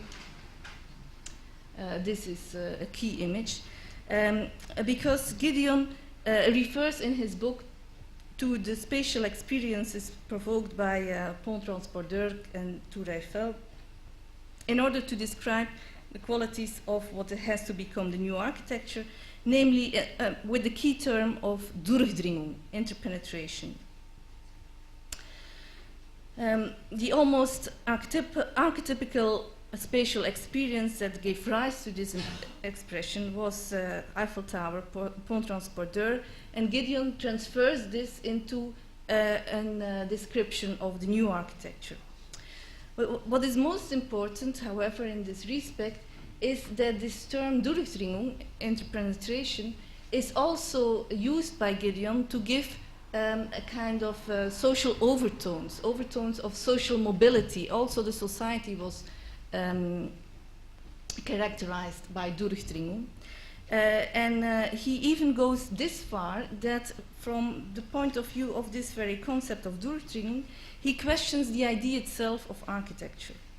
I quote from Gideon: "It seems doubtful whether the limited concept of architecture will indeed endure. We can hardly answer the question, what belongs to architecture? Where does it begin? Where does it end? Fields overlap," says the English text, but the German reads, "Die Gebiete durchdringen sich." So Durchdringung is really taken to be a very broad concept. Walls no longer rigidly define streets. The street has been transformed into a stream of movement. Rail lines and trains, together with the railroad station, form one single whole. So here you find an idea by Gideon that really, from the basic term of Durchdringung, questions the status of architecture. Um, this is a very nice elaboration of this theme, but I see that I don't have time to elaborate on that. Anyhow, I think Walter Benjamin, in his interpretation of avant-garde architecture, also relies upon this book by Siegfried Gideon. The point is that Walter Benjamin and Siegfried Gideon both take Le Corbusier to be part of this general tendency to question architecture and to enlarge the idea of what architecture applies to. Whereas it can be analyzed, like Giorgio Ciucci has done already some time ago, that the standpoint, the position of Le Corbusier, for example, in the Siam context, was quite different from other architects, from German architects, which would be much closer to this avant-garde position, which related to the idea that maybe architecture should be abolished, that a new conception of architecture has to arise, which is much more broader, which does not exclude the field of the 80% buildings in the environment, which does not exclude this field, but is very inclusive in terms of urbanism, of housing, of social issues. And in that sense, I think it's much more fair to say that a real avant-garde position in architecture was taken by the Germans, like Hannes Meyer or Mart Stam or even Walter Gropius, defended very well or articulated very well by Gideon in this first book, whereas Le Corbusier took another kind of position, which I really would not qualify as avant-gardist, but in many respects rather conservatist. Thank you for your attention.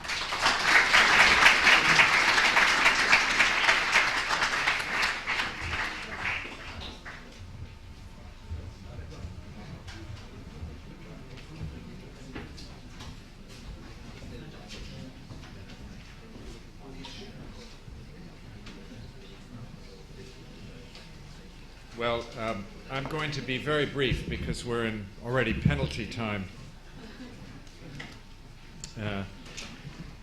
So rather than give an extended version of this talk on Le Corbusier and the Revenge of the Book, I will really just outline some of the types of book he wrote and make comments as we go along, as fast as I can go through some slides. Obviously, the implication behind the title, Revenge of the Book, is McLuhanite, an implicit attack on Marshall McLuhan, who in 1966 said the book has more or less had it. And also a kind of crypto comment on the relative importance of the book and architecture, the notion that really architecture is not finished until the captions have been written. And writing the captions is maybe as strong in sending the message as the building itself. That is, people don't look, eyes do not see until the captions have been written. And Corbusier, as the great communicator, is behind this idea that, of course, as I mentioned last night, he got his name and his persona through a very funny accident of having to write these articles in L'Esprit Nouveau. So this character that he then reinvented continuously, as if it were outside of him, given an article like the Corbusier, not only Corbusier, but like the Coca-Cola or the IBM or the Xerox. And since Moysen loves to talk about branding, and the AA is into branding and we're supposed to know how to do it, I will feature some ideas of his inadvertent self-branding, or branding by accident, as if he, were hit by something in his heart that he created. Well, 6 types of book, very quickly. There are probably more, and you don't have to accept these types. The architectural book, of course, has a long history. which precedes Le Corbusier. And I just show you to remind you of this long, long history from Vitruvius, at least the survives, through to Fischer von Erlach in 1723, the Entwurf, the architectural history in a large format, big, heavy book, really meant for the emperor of the Holy Roman Empire, the client of Fischer, was this horizontal format book in which, for the first time in the West, the plurality, the undeniable plurality of, say, Chinese architecture, but there's even pictures of Stonehenge in it, and all sorts of things were brought to bear. Exotic architecture, and the comment on the relation between the drawing and the artifact on the right is evident. And also the fact that this book was published in 2 languages, in German, with the Gothic script, and French, because Germany and France were where you got jobs. And this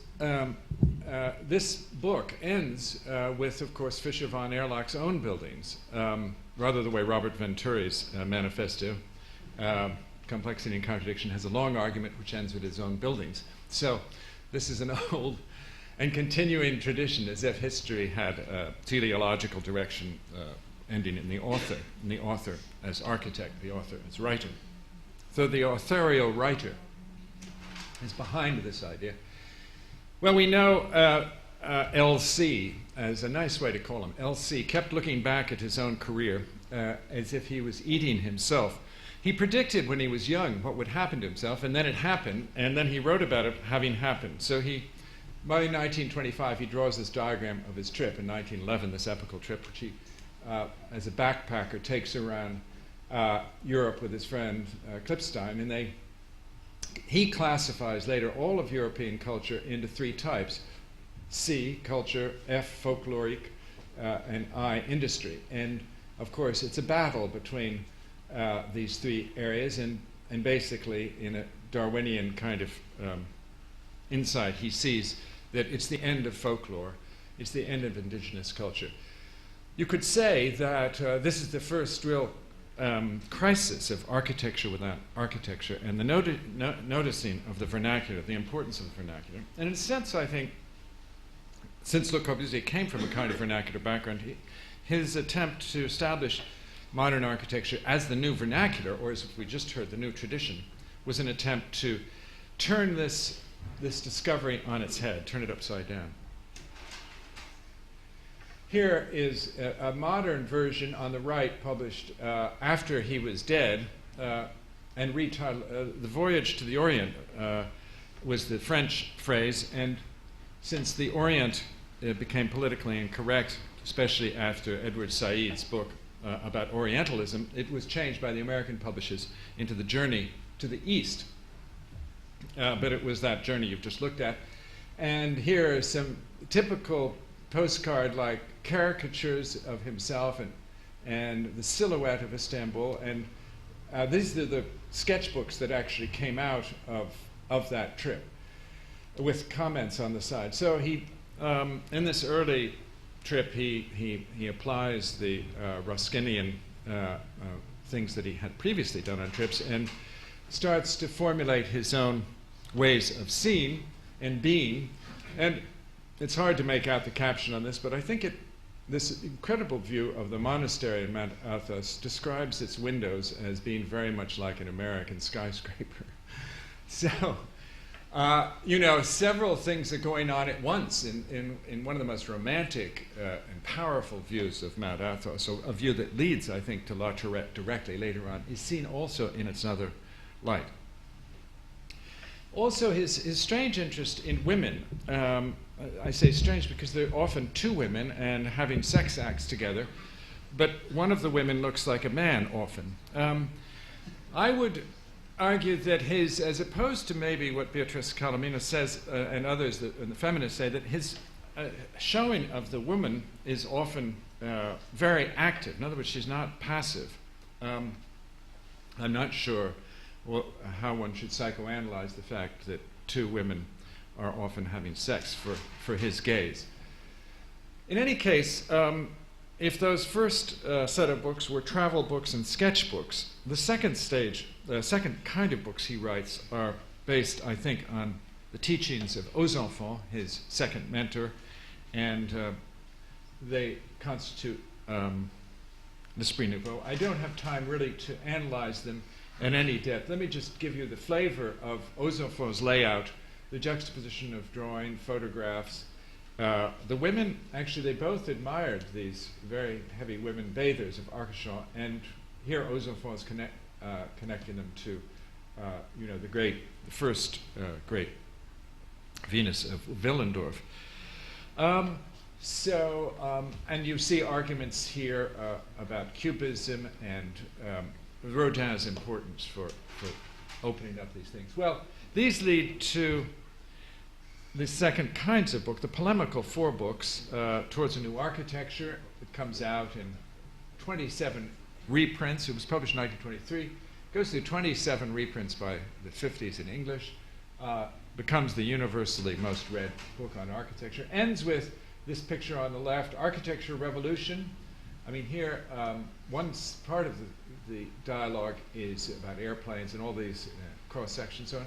But curiously, a briar pipe, as if that's meant to calm people down and make them have a think about architecture having the power to deal with all of the social Marxist problems that had been raised.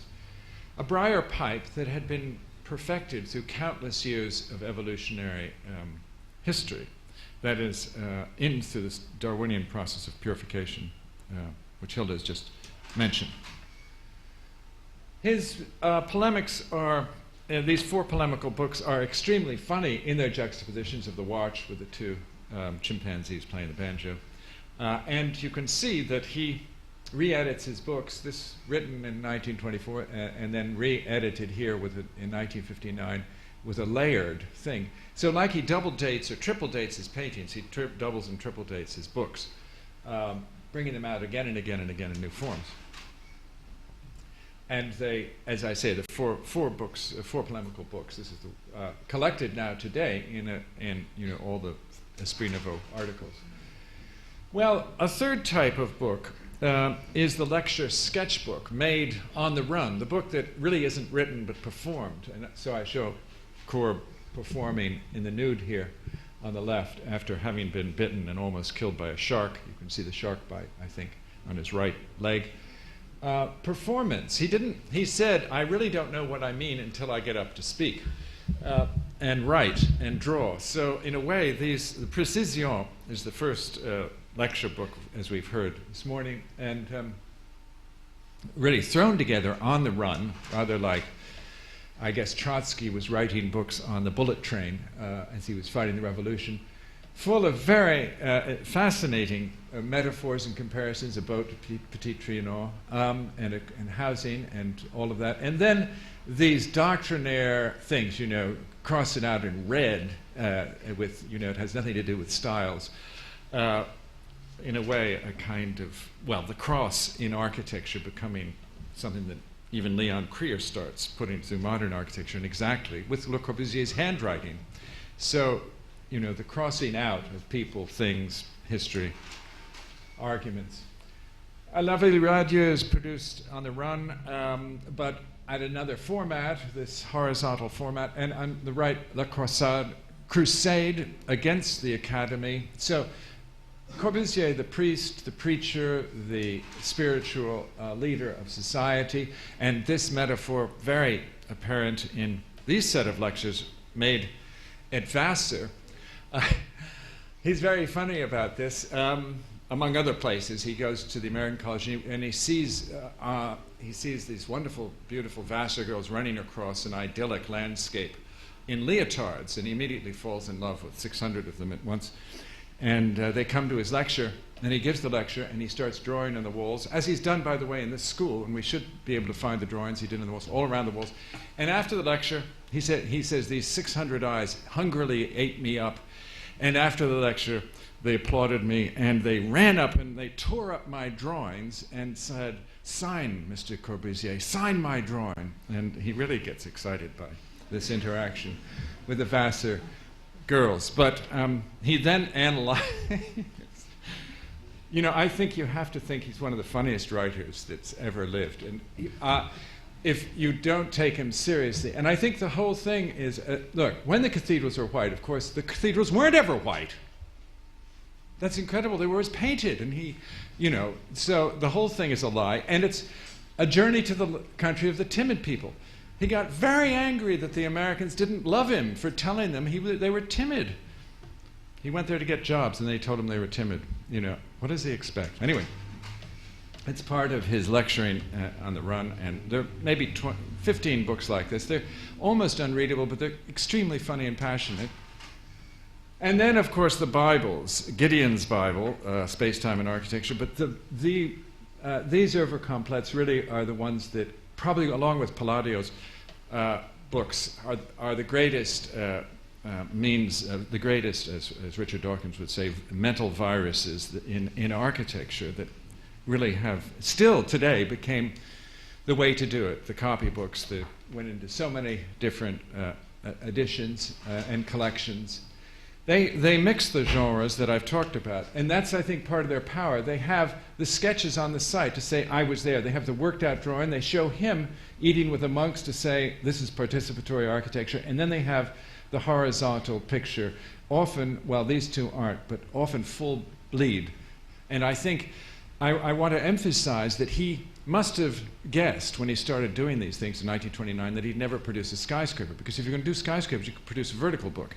And these are horizontal books. And, you know, and they are perfect instruments of communicating horizontal landscape format buildings. So he gets the most out of the layout, and he, of course, like Fischer von Erlach, publishes in 2, perhaps 3 languages, French, German, and English, but French and English anyway.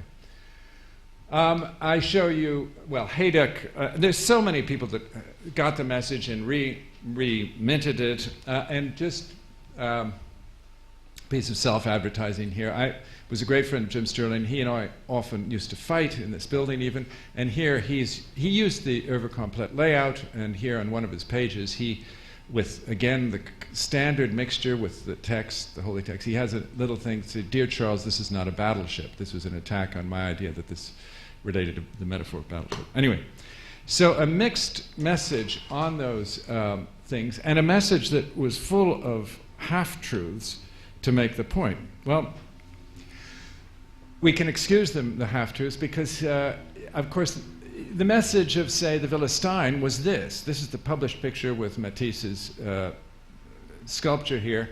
But the actual way the Steins inhabited it comes from this slide library here, from pictures that were taken by the AA people. And here's that same sculpture. So they lived with the bric-a-brac, with the, you know, the signs of inhabitation, and these kind of impossible lighting fixtures. Well, actually, usually he painted them out because he knew he couldn't design lights. Then, lastly, the 5th kind of book he would publish were poetic, evocative books such as Aircraft, 1935, published in English. And then, after having all his plans for Algiers, rejected the poetry of Algiers, and then with this extraordinary woman, unicorn, licorne, who's held up by a left hand, poetry on Algiers, with all the plans published together. He was obsessed by this, this image, this poetic view of the woman, half licorne, half unicorn. I think the modular has to be considered a poetic book. I don't have time to go into why. But the poem To the Right Angle, produced at the same time, clearly, and based on alchemical texts, clearly a poem. My work in taking forward the messages, and I think Stan von Moos has attacked Chandigarh for being based on these kind of symbols. But here you see that famous statement where I worked in secret. He said, the secret, if you hold my architecture to have any thing, it's my secret as to this, my secret activity. And I make the point that it's an open secret. Here is the Corbusier Secret, you see, and it really is an open secret that he advertises at the same time that he denies he's a painter. Here are those women, for instance, the active women, wrestling, fighting, beating up men. It still is awaiting its psychoanalysis. But the revenge of the book is that the book takes over the building, finally swallows the building. In having written 57 or more or less books, the books, say, inside the Pavilion Suisse are plastered on the walls. So as you see the building, it's really a book, text, and parts of all of his buildings carry this message, this what von Moos calls the Decalogue of Symbols, and you can even pages from the book. So the book is forms his iconography and forms the argument for his iconography. Well, he did end up being his own inadvertent brand, so much so that even his glasses, even his swimming goggles, were sending the message like the briar pipe of briar pipe type and glasses type. And I only want to say, again, to come back to this notion of interaction of media, that I think the modes of discourse were, in their difference, a key to Corb's creativity. The media were not the message, but they did serve to give it a precision, grace, and inventiveness. How, in a turbulent century, was Le Corbusier able to reinvent himself at least 5 times? An aid to these transformations lay in the way one medium reacted to and commented on another. A work of architecture could be considered as a written text, a drawing, model, photograph, sculpture, painting, and detailed set of plans. Each medium tested, clarified, and refined it from a different viewpoint. The result? Continuous creation from different perspectives, a continual reinvention of architecture. The book was just one of the media through which these products traveled down a birth canal, and in that sense, they are a written architecture. Thank you.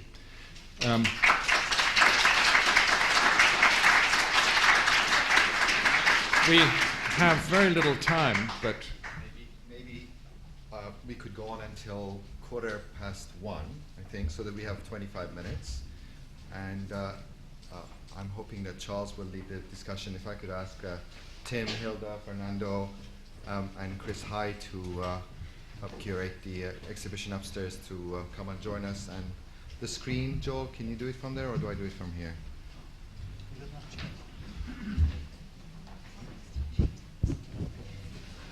you want the lights? You want the light open?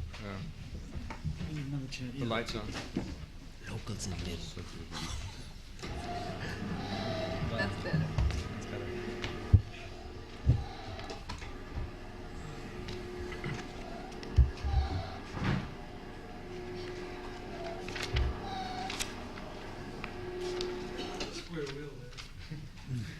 I think before we open it to the floor, which we should do very quickly, I wonder if anyone wants to comment on each other's talks.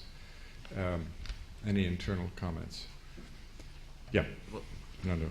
Well, I want to address very briefly 2 or 3 points I think are emerging from different interventions. First one is almost every intervention is a little bit dealing with the issue of Corbusian change. Something is changing. And it's changing in a very kind of special way.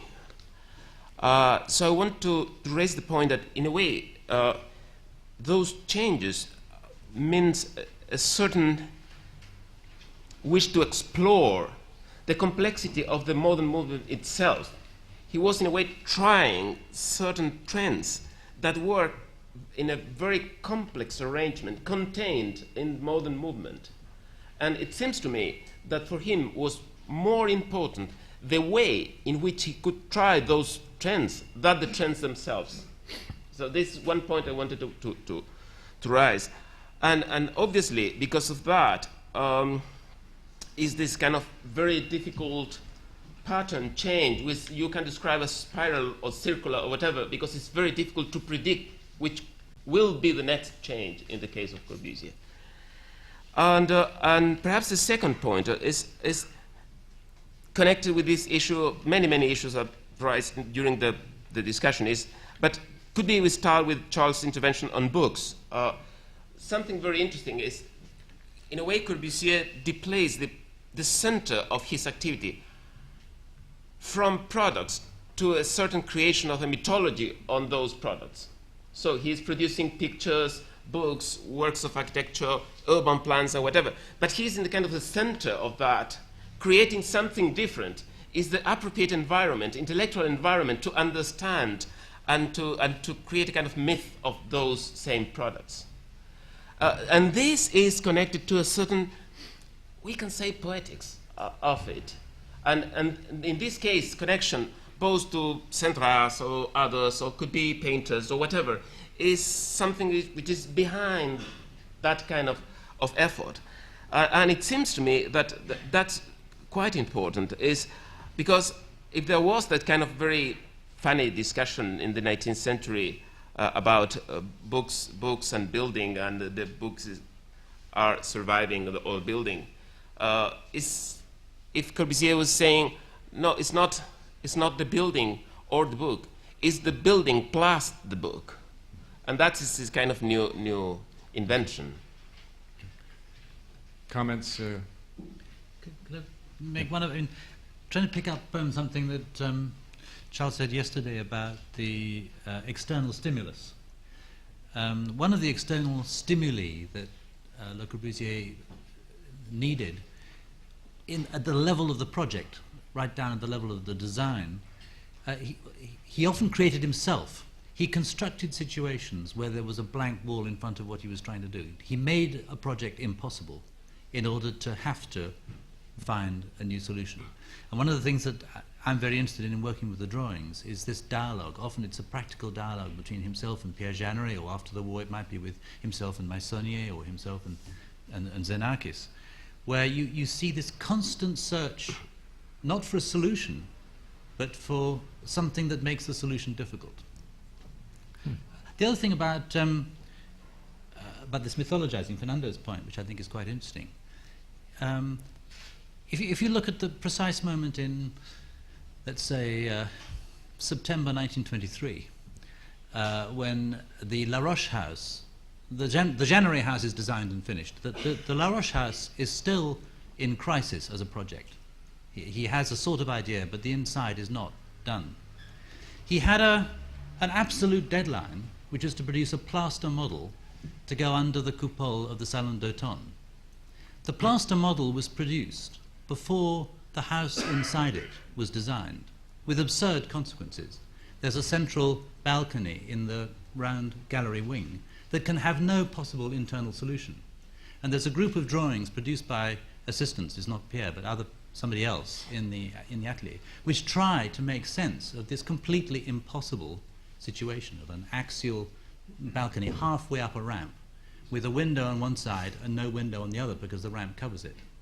And there are these pathetic attempts to try to resolve it. And I think that is a kind of characteristic thing both of the need to create a difficulty and at the same time the plurality of creation. He's making a model on the one hand, which is a separate autonomous object, and he's trying to design a house at the same time. Yeah, I would like to add to that maybe there are these many changes. I absolutely believe that. But at the same time, it's my definite impression that there is some underlying continuities, and that his conception of what architecture is all about doesn't change that much. And in fact, the moments where he tries to enlarge the notion of architecture in terms of, well, architecture should also address major questions of housing and things like that. Like, for example, in the last two chapters of Faire une Architecture, it's really very, very much lacking in logic and absolutely not convincing. I mean, the kind of argument that he is putting forward there is of a very poor nature, I would say. So the moment that he tries to make arguments that relate modern architecture, or his version of modern architecture, to wider social issues, he fails to make the point for me.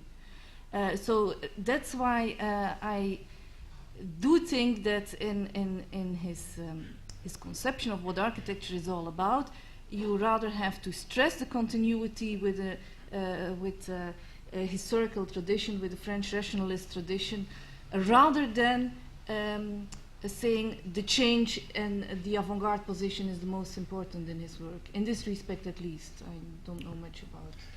Chris Haidt, who helped with the exhibition upstairs. Chris, do you want to make some comments, just on media, or sorry to put you on the spot, but you're sitting there, so you are on the spot. I'm not entirely sure. I mean, I think this is very awkward.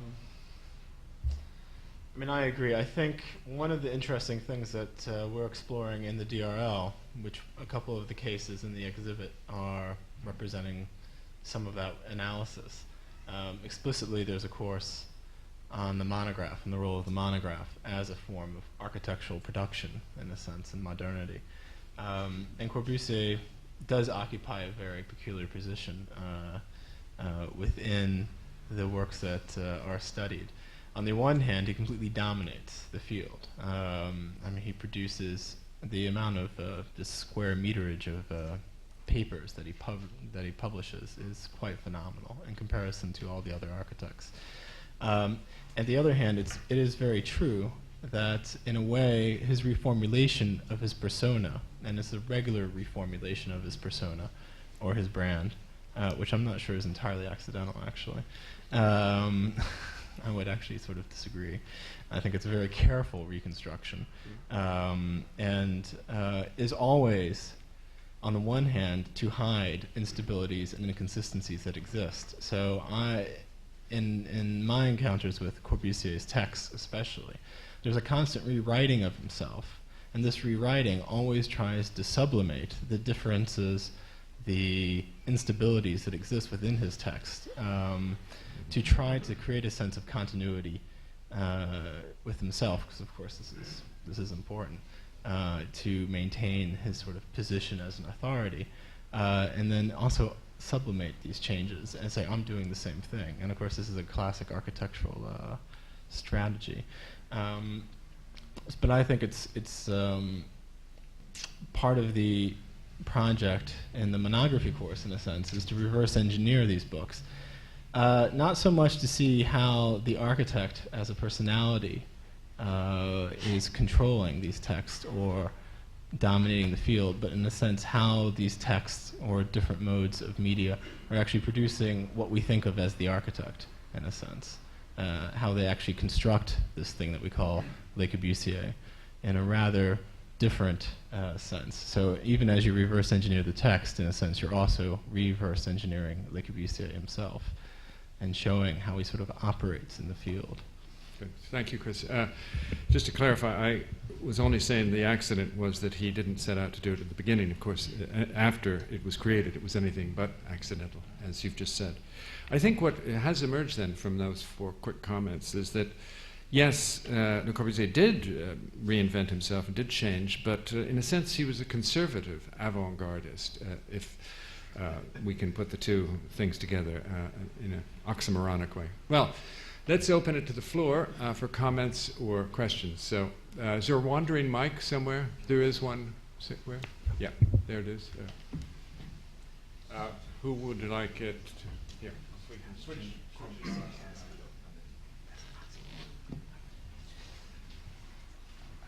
So well designed, you can't see where it switches up. I would like to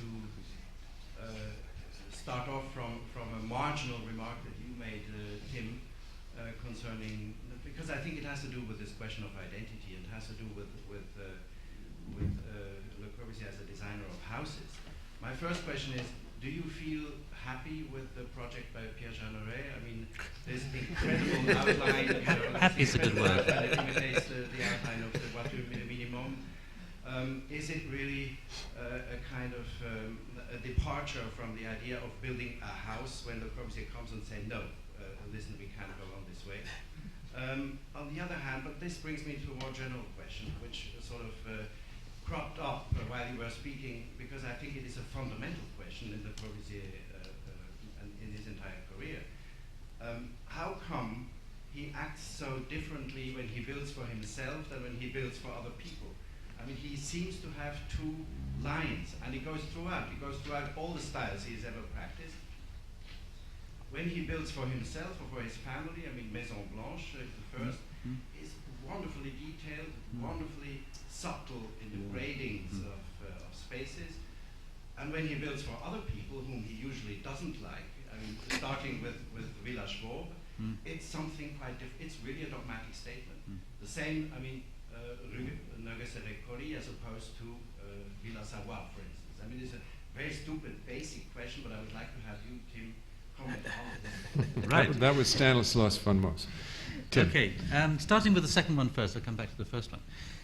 It's even more interesting than that, I think, this question of designing for himself. Naegele is itself a sectioned interior.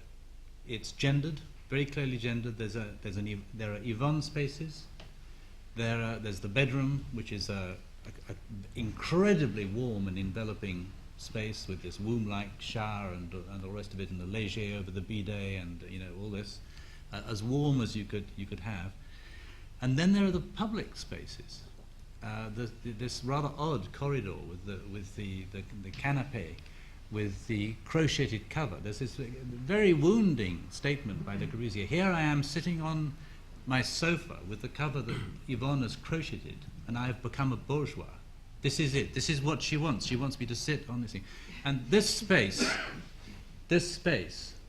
is as hard and cold a space as any he designed for another client.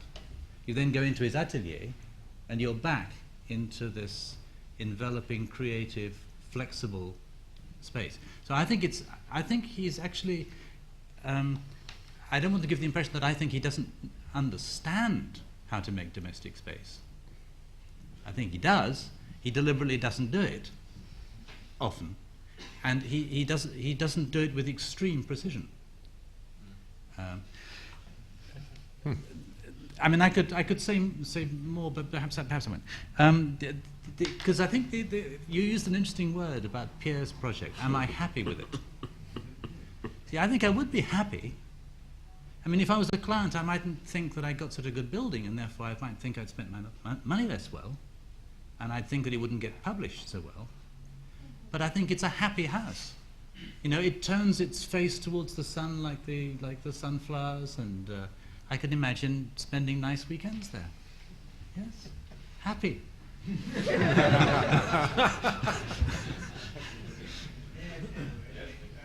name is Dennis Darkpool.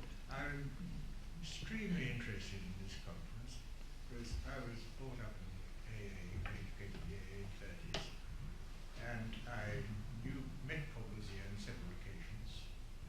And the first one was at the Mars exhibition, and the second one was the CIM conference in Bridgewater just after the war. And what's been said is put a completely new light as far as I'm concerned, having actually lived amongst all that environment. And it was absolutely exciting time discovering people like Corbusier, when the AA at that time was very, very backward in its teaching. And it took me to the fourth year to find Corbusier, and then my whole life changed once. It was absolutely the most stimulating thing I've ever come across. And it's extremely interesting to hear retrospect discussions of it. And I've learned an awful lot. I'd like to say thank you very much indeed. Thank you. Thank you. Yeah. I'd like to follow up from the point that was made that Corbusier was not a social architect. And it's this negativeness that interests me. One of the features, surely, of the process of reinvention is due to the immense range of Corbusier's activities and projects, to the extent to which I sometimes wonder if he ever finished anything, or that in fact he deliberately aimed never to complete anything, inasmuch as if he'd actually got involved in any of those state plans, it would have sucked him up for the rest of his life. And it seems to me that the question of his relation to the avant-garde isn't a matter of relation to time, temporality as to what the future will be in drawing you. But he's certainly avant-garde spatially, in the sense that he never stays in one place long enough to be pinned down to the point where somebody like Mark Stanhope, social architects, would be drawn into a process of fully socialized and assimilated building culture.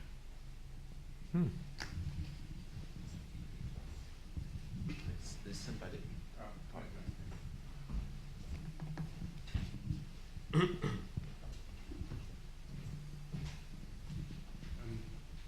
Am I there? Tony Fratton. I mean, it seems to me a crucial issue that Corbusier always negotiated with the status quo. As the last speaker has said, didn't attach himself to a program of social change. And I think, even to the extent of approaching the Vichy regime. So there are deeply conservative elements in Corbusier's position. But the thing that interests me in his actions in that approach are, let's say, something that was observed by Alex Sonis, where Alex Sonis' essay drew a comparison between Corbusier's mode of publication through the books with Renaissance publicists, where Sonis' view is that Renaissance architects assembled, let's say, not a rationale so much as a sensibility for their work from, let's say, a combination of classical thought, Greek philosophy, Christianity, and appeal to buildings of the past. And he makes a comparison with the way that Corbusier assembles a changing sensibility through assembling elements of surrealism, say constructivism, that he drew on the works of modernism, or the ideas of modernism that were being established by other people. And he actually effectively worked very fluidly as an artist. I mean, that's not a particularly well put term, but he maintained his intuitive autonomy in that respect, and that's why he's so hard to pin down and so fascinating. I mean, in a way, he is very similar, or Rem is very similar in the way that he operates, he deals with the status quo and adopts, let's say, an interpretive attitude of neither right nor wrong. So, anyway, it's an observation rather more than a question. All right, thank you. Yeah, here's one.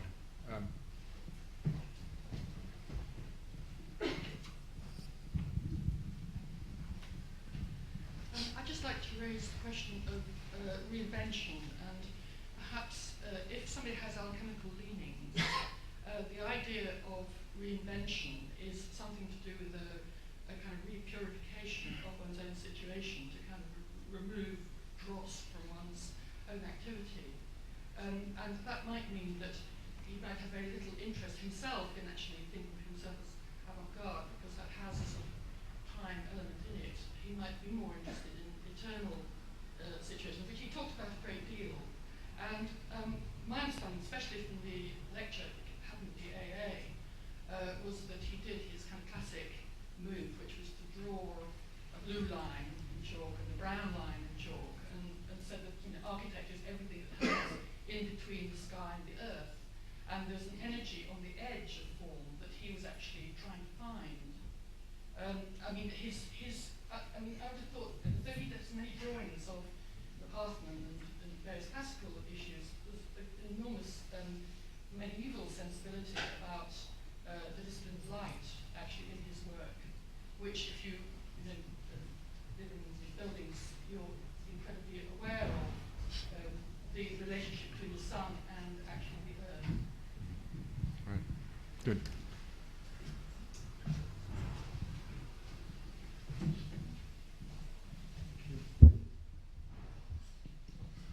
Just before you talked yesterday, we had a fascinating lecture by Mark Cousins based on Freud's ideas on perversion, and the term, an idea of fetishism came in strongly, and it seems to me we should bring this in, particularly in relation to several lectures this morning.